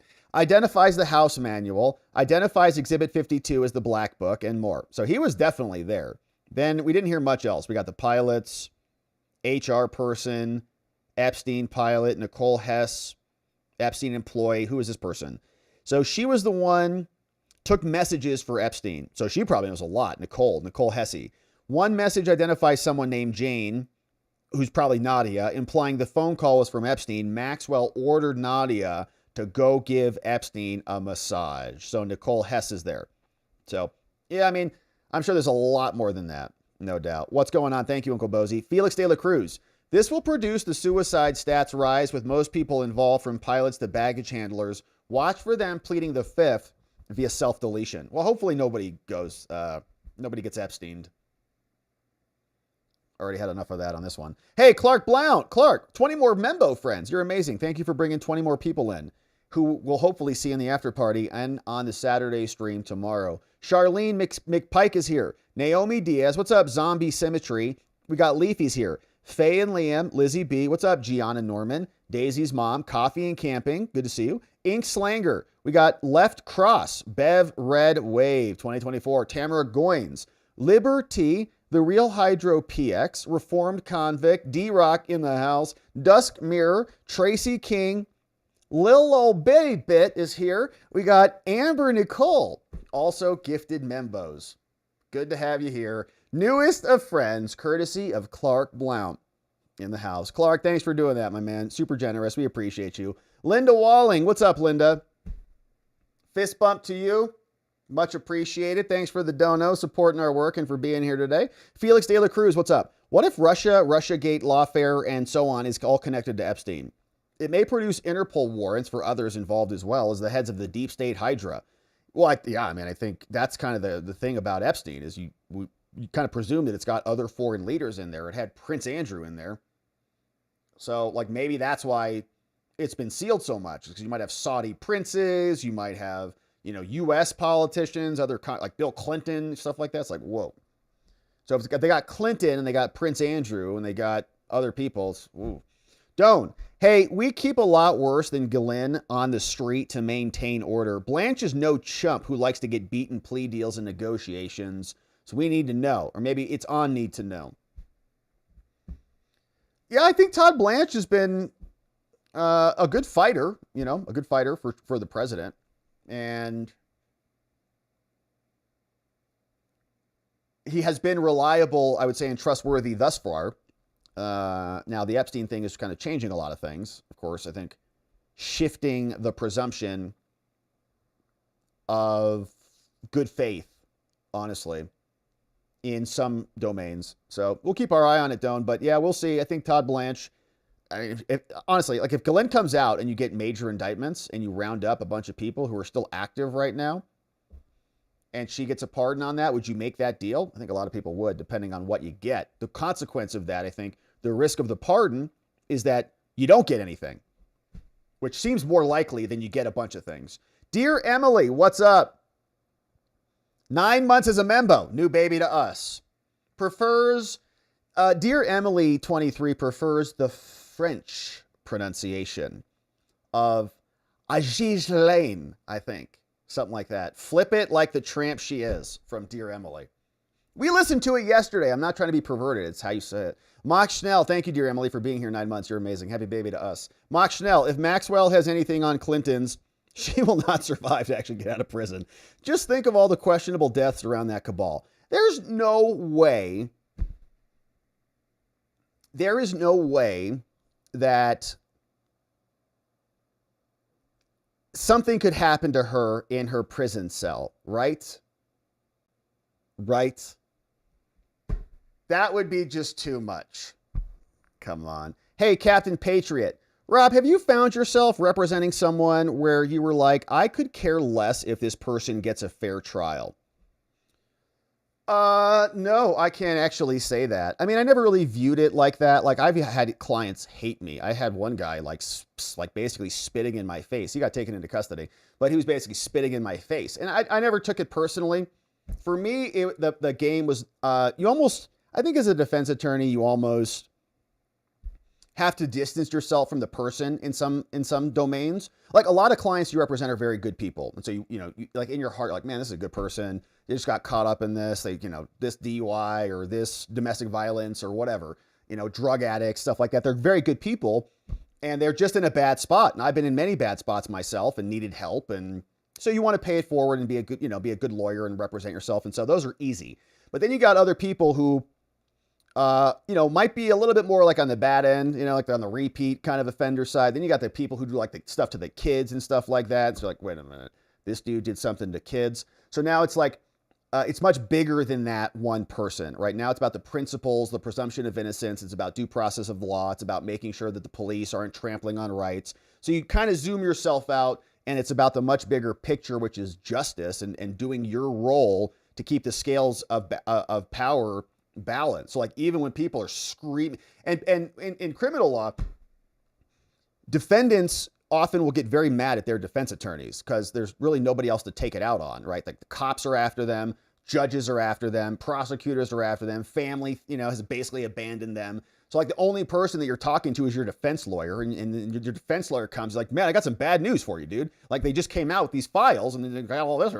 So here's our options. And he's like, what? It just loses it because, who else he's going to lose it to? So the defense attorneys kind of get a lot of that. So I think you develop a pretty thick skin, and I always care about a fair trial. Like I care about a fair trial, even maybe even more than I care personally about the client, which is kind of a weird thing to say, right? It's like almost more important, like you have a sacred duty to protect that. And you're representing that on behalf of the client. Now, of course, the client can make your job, you do a better job or not, but you're fighting for the principles of justice. And then whoever's coming in here, you can kind of sub that out. It's a great question. And it is, I think, an important part of practice. And that's why some people are not cut out for criminal law. Like I knew lawyers who would never touch a sex case with, a child predator or something like that. And I would. Other defense attorneys would not. But I would just say, well, I could just kind of set that. And I don't have kids, so maybe that changes when you have kids. And other lawyers with kids may not want to take those cases. It's just like too much for them because they would probably feel what you're asking about. Like they couldn't give themselves to that case on behalf of that person because of the allegations. And I really appreciate that too. Like if you can't do that, and if I came across a situation where I felt like I could not, or I had to care, I don't care about this, then that would be time for me to get off the case. And that would be a real big problem for me, personally. Like why are you feeling this right now? So I have to have an existential crisis. King Ginger, what's up? Hey, watching from Cocoa Beach. Congrats on the engagement. Thank you for that, King Ginger. And thank you for being here for 25 months as a member. That's coming up on 3 babies, pretty sure. Watching from Cocoa Beach. Man, I don't even know where that is, but it sounds delicious wherever you are. Congrats on the engagement. Thank you, King Ginger. Thanks for being here for so long, supporting us, man. We appreciate that. I am Divine Creation. Could Obama be subject to tribunals for spying on POTUS and attempting a coup? I think you're probably asking about military tribunals as he's the commander in chief or something. Yeah, I don't know. I mean, I think the stronger argument would probably be for like Mark Milley and those guys who are abusing the DOD to, manufacture January 6th and stuff like that. But I still think that you want civilian accountability. So we don't want, the military to kind of handle their affairs. Like the military is subordinate to the civilian control. And so we want justice in our courts and accountability there. That's how I would argue it. Doan, G-Max has dirt on her dad's generation too. Lots of juice on that, I'm sure. Yeah, Robert Maxwell was like a major dude. Tons of money, before he lost a lot of it, but was very well connected.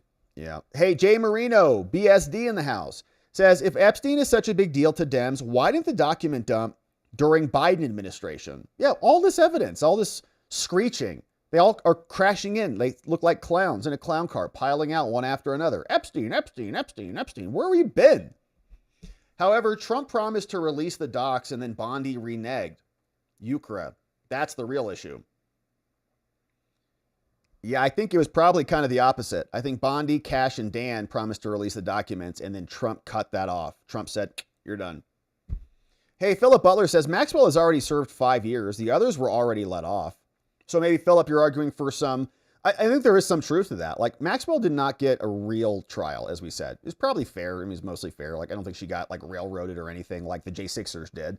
It was kind of a fake trial. It's like, who are these people? And the evidence felt kind of weak. It felt like just prosecution just wanted to just get it done. It's like, we just have to get this done. Just show up, do it, close it, don't ask any questions. People start keying off. Well, I also saw this, I think, almost like the prosecutors were objecting on scope for themselves, was kind of the general feeling of the trial. Like, oh, they're talking, oh, shut up, shut up, shut up. Like, what? Let her speak. They didn't want to hear it. So it's almost like she got targeted. They stacked on a bunch of stuff. So you could say maybe that's unfair, right? But in the context of other prosecutions, I would say. So and Philip says, if she wins appeal, can anyone else be charged? No, I don't think so. Because that would mean that the Supreme Court interpreted her non-prosecution agreement to be much broader than the lower level courts did. I think that was the intent of the non-prosecution agreement, which was to cover her. But I can't imagine the Supreme Court ultimately upholds that because it's so politically charged. Hey, I missed the mind map, says Mom CEO. It's very helpful to connect the dots. Is there any consideration of using the mind map again?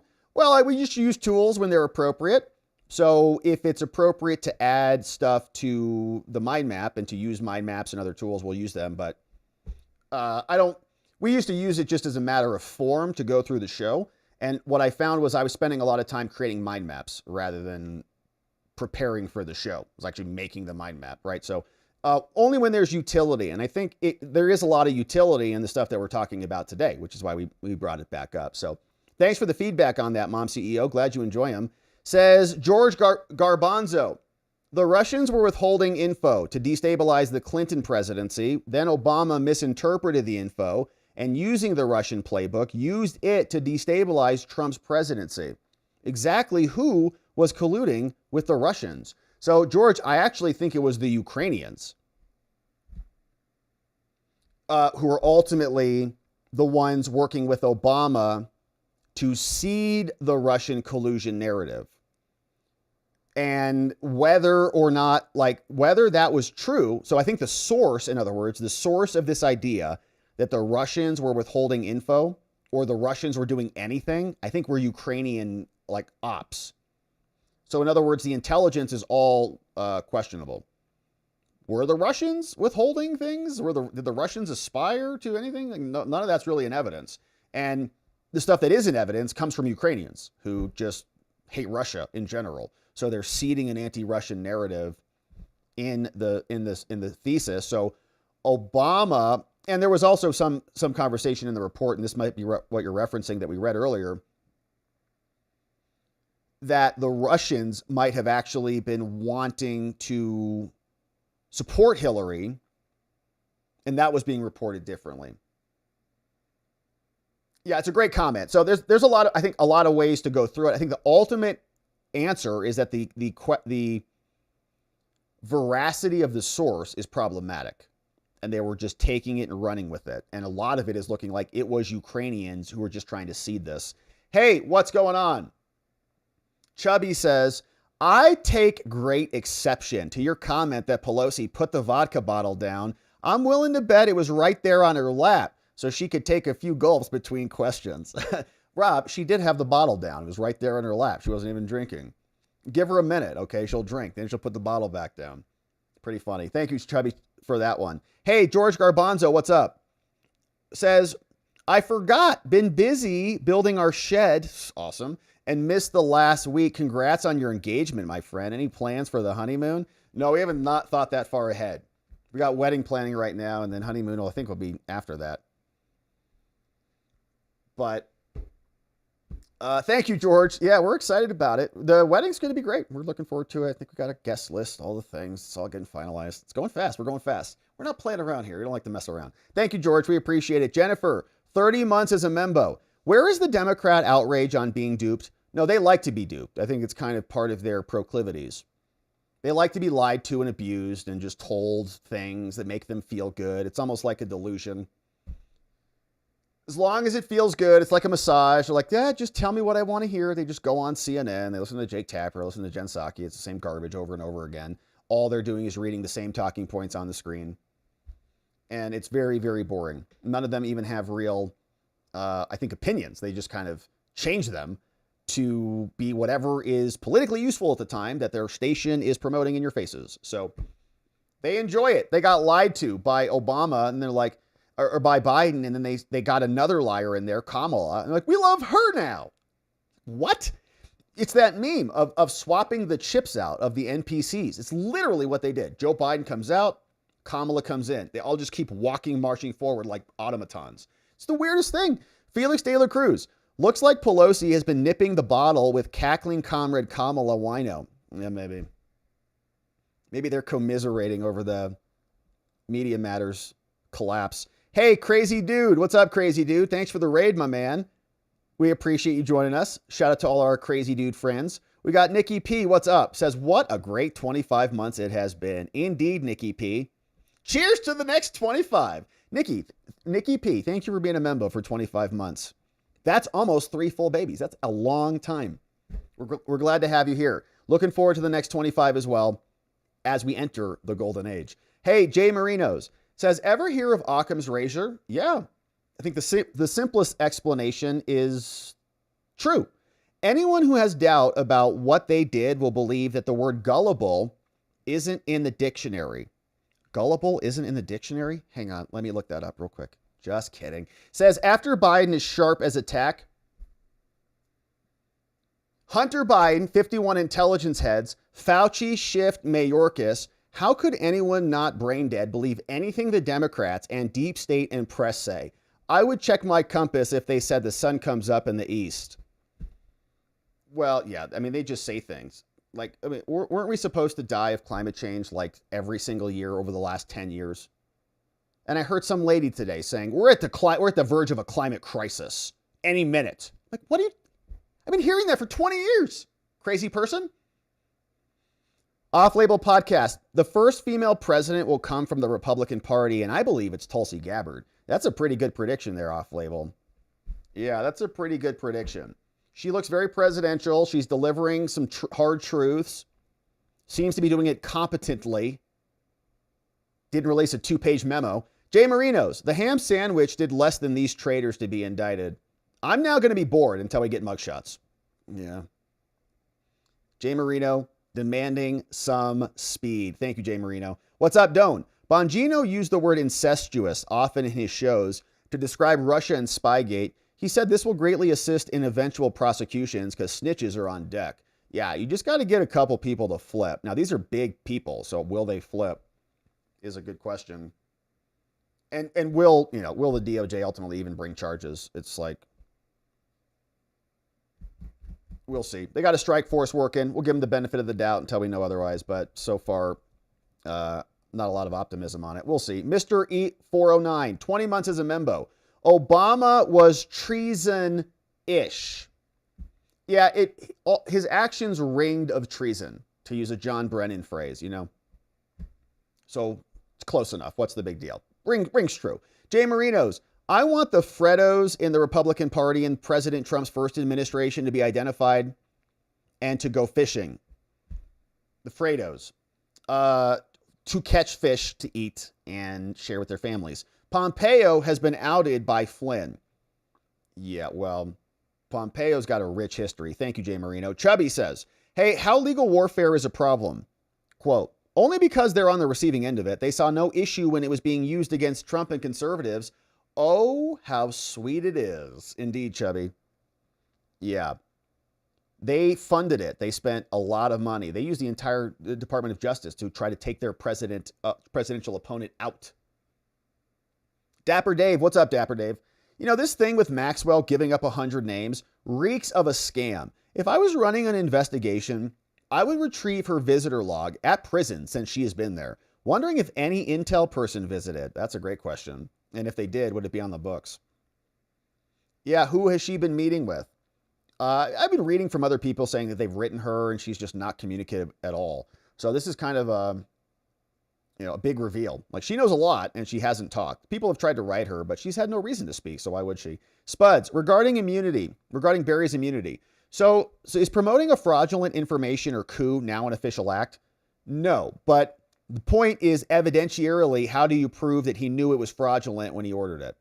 If so, that will affect the future powers of POTUS and potentially remove the peaceful transition of power, no matter who is in office.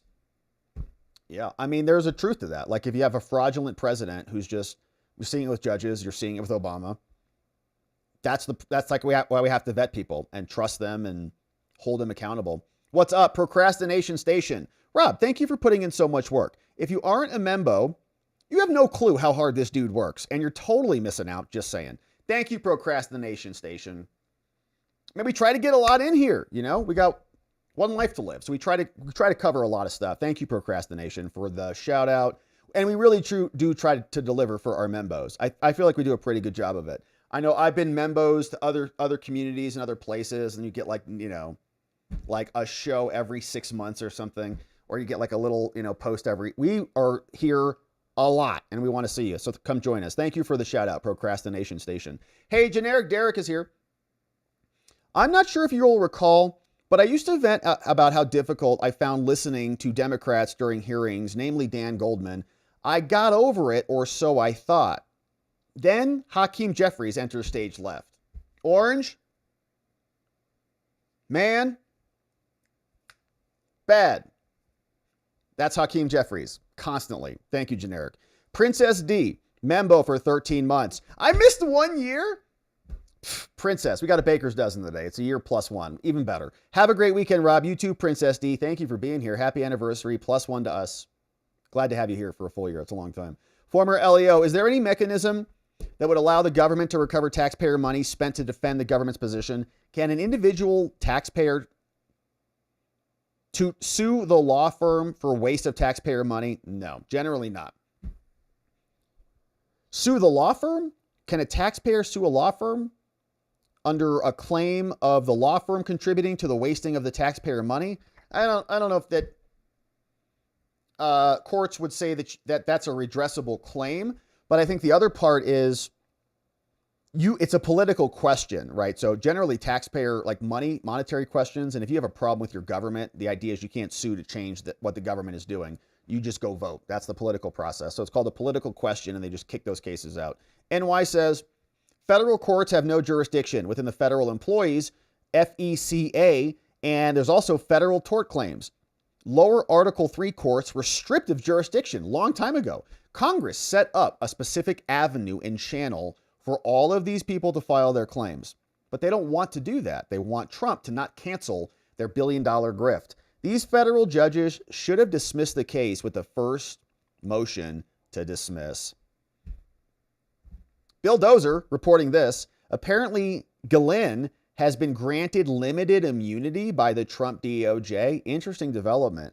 Yeah, I mean, that's probably true. Like if she's spilling her guts right now, she's probably not doing that without some sort of an agreement. So that's kind of what we're asking. It's like, I wonder what has already been offered, or what has been established. Like we got questions if they offered you a pardon or anything, or immunity, like testimonial immunity.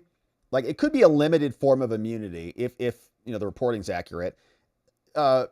Such that we're not going to charge you with additional crimes for anything you say now, right? So like anything you say now is not going to be used against you. And so you're going to serve your time, but we're not going to stack on a bunch of charges. So it might be very limited, like to that basis. And she would obviously need that in order to talk, because why would she talk if you're going to hit her with new charges? So it's probably something like that. But it's like you're granting immunity to Ghislaine for what? ELZ, but hey, we can't have enough good luck, but whatever happens, we have you and each other. God bless watching the watchers. ELZ, amen to that. Thank you for that. We do have each other. And I know, speaking of for myself, that the work that we do here, the time we spend together, the stories we cover, the comments we share and all the things has helped me navigate a lot of the political turmoil. And so I'm grateful for that. And I appreciate you and glad to be here with you. Generic Derek, what's up? Yo, Rob, another yo, as I forgot from my previous message. I'm a big fan of yo. I say it all the time. Yo, what's up? Anyways, I just caught a few minutes of UK TV news for the first time in a good while. They're still peddling the very initial, Putin's going to invade Europe and beyond if we don't give Zelensky all our money. Can you believe that? It's pathetic. Yeah, I can believe it. Yeah, I can believe that. I know he's going to drive the French right into the Atlantic, and World War III is going to happen. Thank you, Generic Derek. Probably should give him all of our kidneys, too. Felix De La Cruz. Does Bill Barr have immunity? He was AG when Epstein was in his holding cell. Bill Barr is a deep state Hydra head. Yeah, Bill Barr's got some very interesting connections. And was I reading about his father? I think I was reading about his father. Anyways, yeah, it was curious. Felix De La Cruz, thank you for that. Real Antel, what's up? Hey, wanted to say thank you for the marathon show the other night. It can be tedious sometimes, but you always bring the energy. Thank you, Real Antel.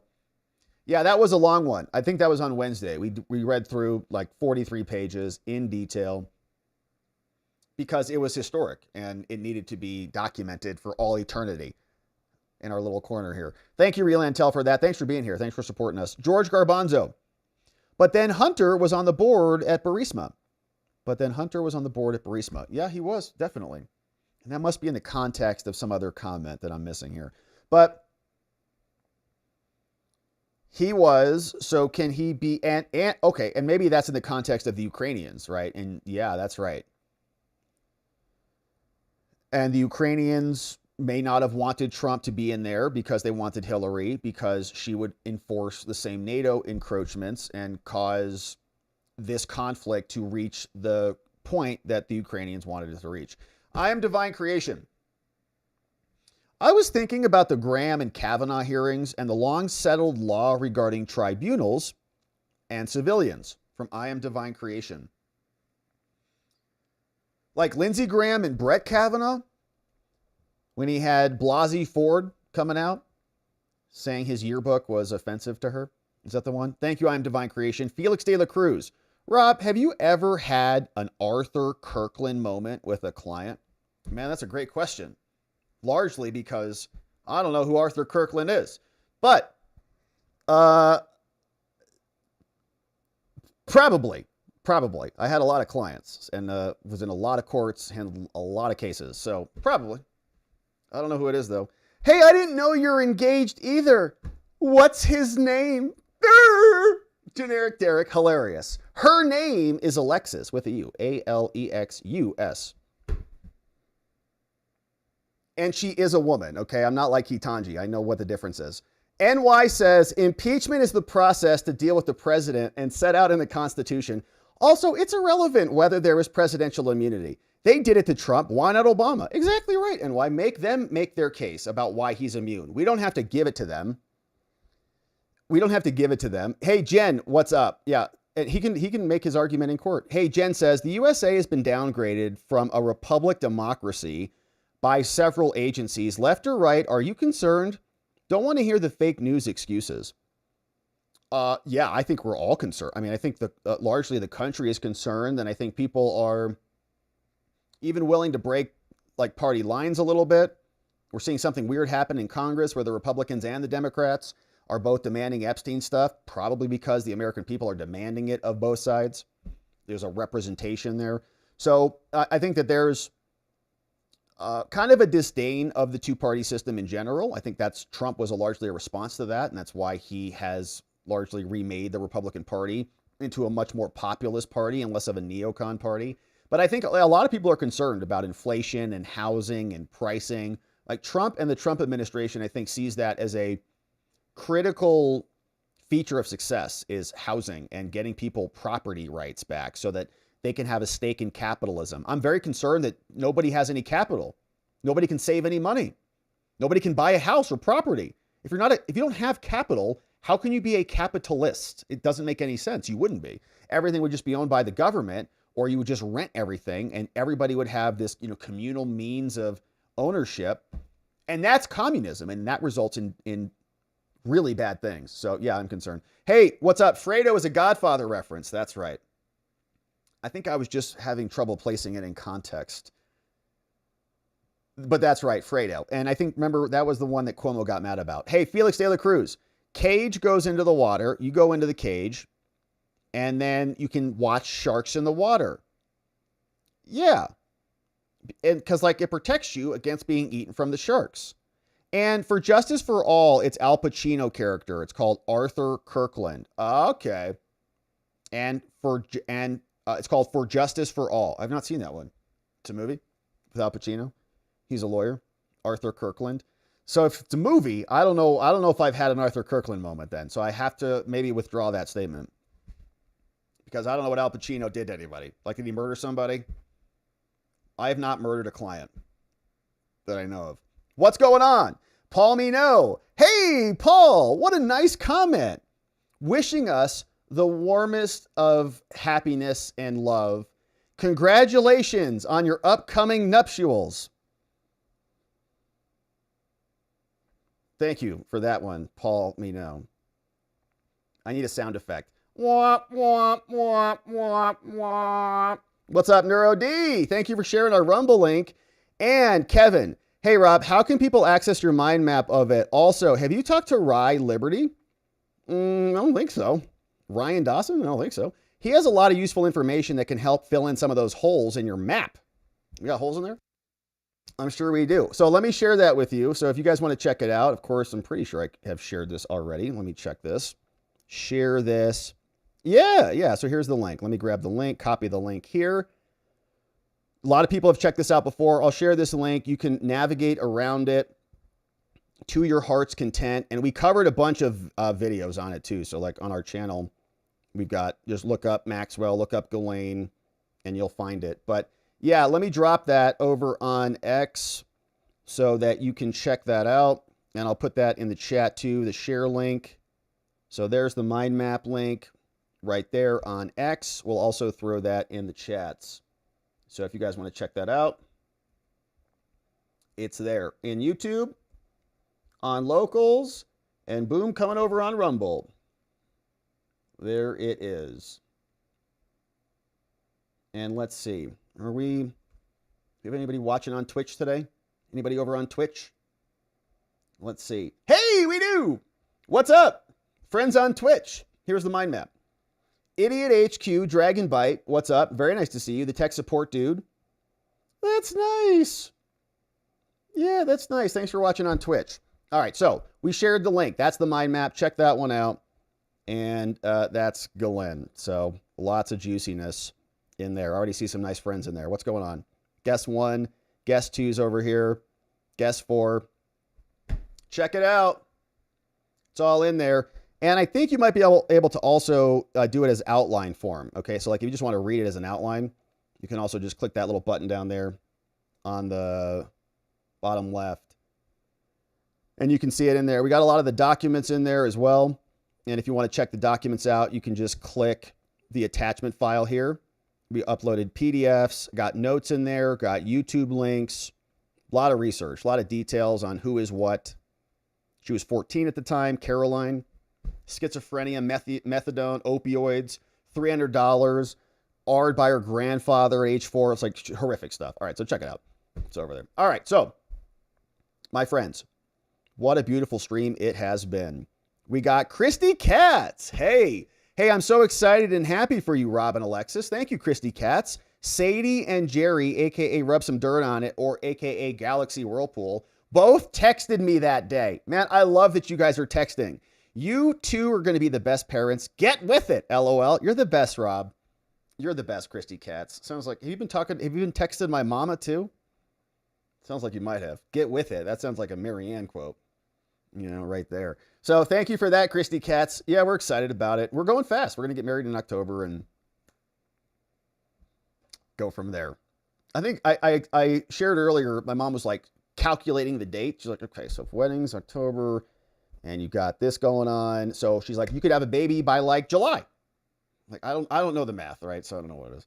So it was funny. Anyways, thank you, Christy Katz. We appreciate it. Thank you for sending love our way. We both feel it. We're both very grateful. So thank you. Felix De La Cruz.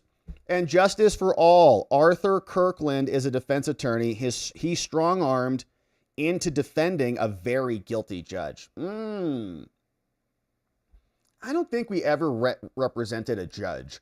Represented a lot of other people. Represented, I don't want to say it, but represented a lot of people. And some interesting ones too. Anyways, so good stuff. My friends, thank you so much for being here. Happy Friday. Thank you. Dropped my drink. We got a real problem here because now we got spilling all over the place, but we'll solve that in a minute. We'll deal with that in just a second. But today, I want to thank you for being here. It has been a beautiful stream. Happy Friday. I hope you're accomplishing all the things you set your mind to. And you're having yourselves a beautiful and an incredible weekend. Now, we're going to go and have a members-only after party in just a few minutes. And I'm laughing because it's kind of just drizzling, right on my lap here. So we're going to go and have an after party and then, of course, have a great weekend. Members, come join us. And members, also come back on Saturday because we're going to be here on Saturday.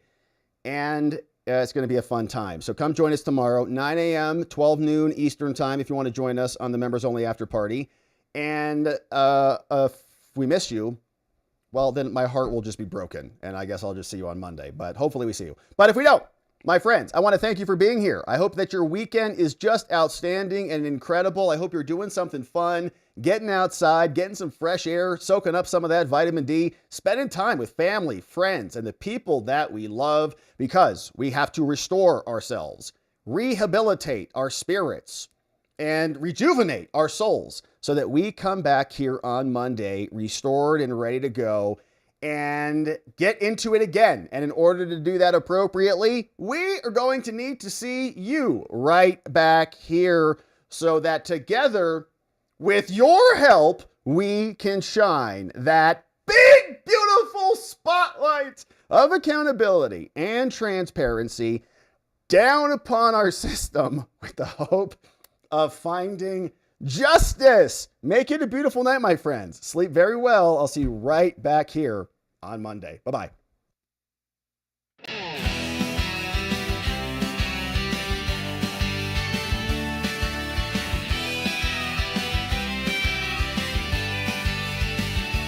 Thanks for watching, my beautiful friends. Now it's that time where the stream must end. You brought the heat with every chatting line. Together we expose corruption.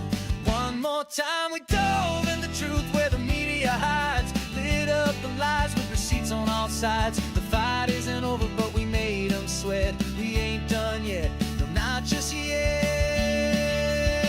Because together we are watching the watchers. Truth on our side.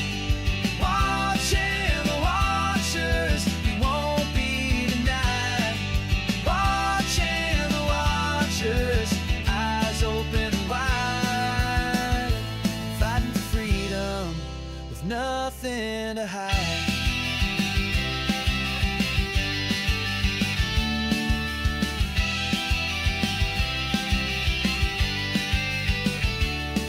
Drop a like and don't forget to share. And bring a friend who's ready to care. Tomorrow's lies are just today's news, but here we see through the scripted ruse.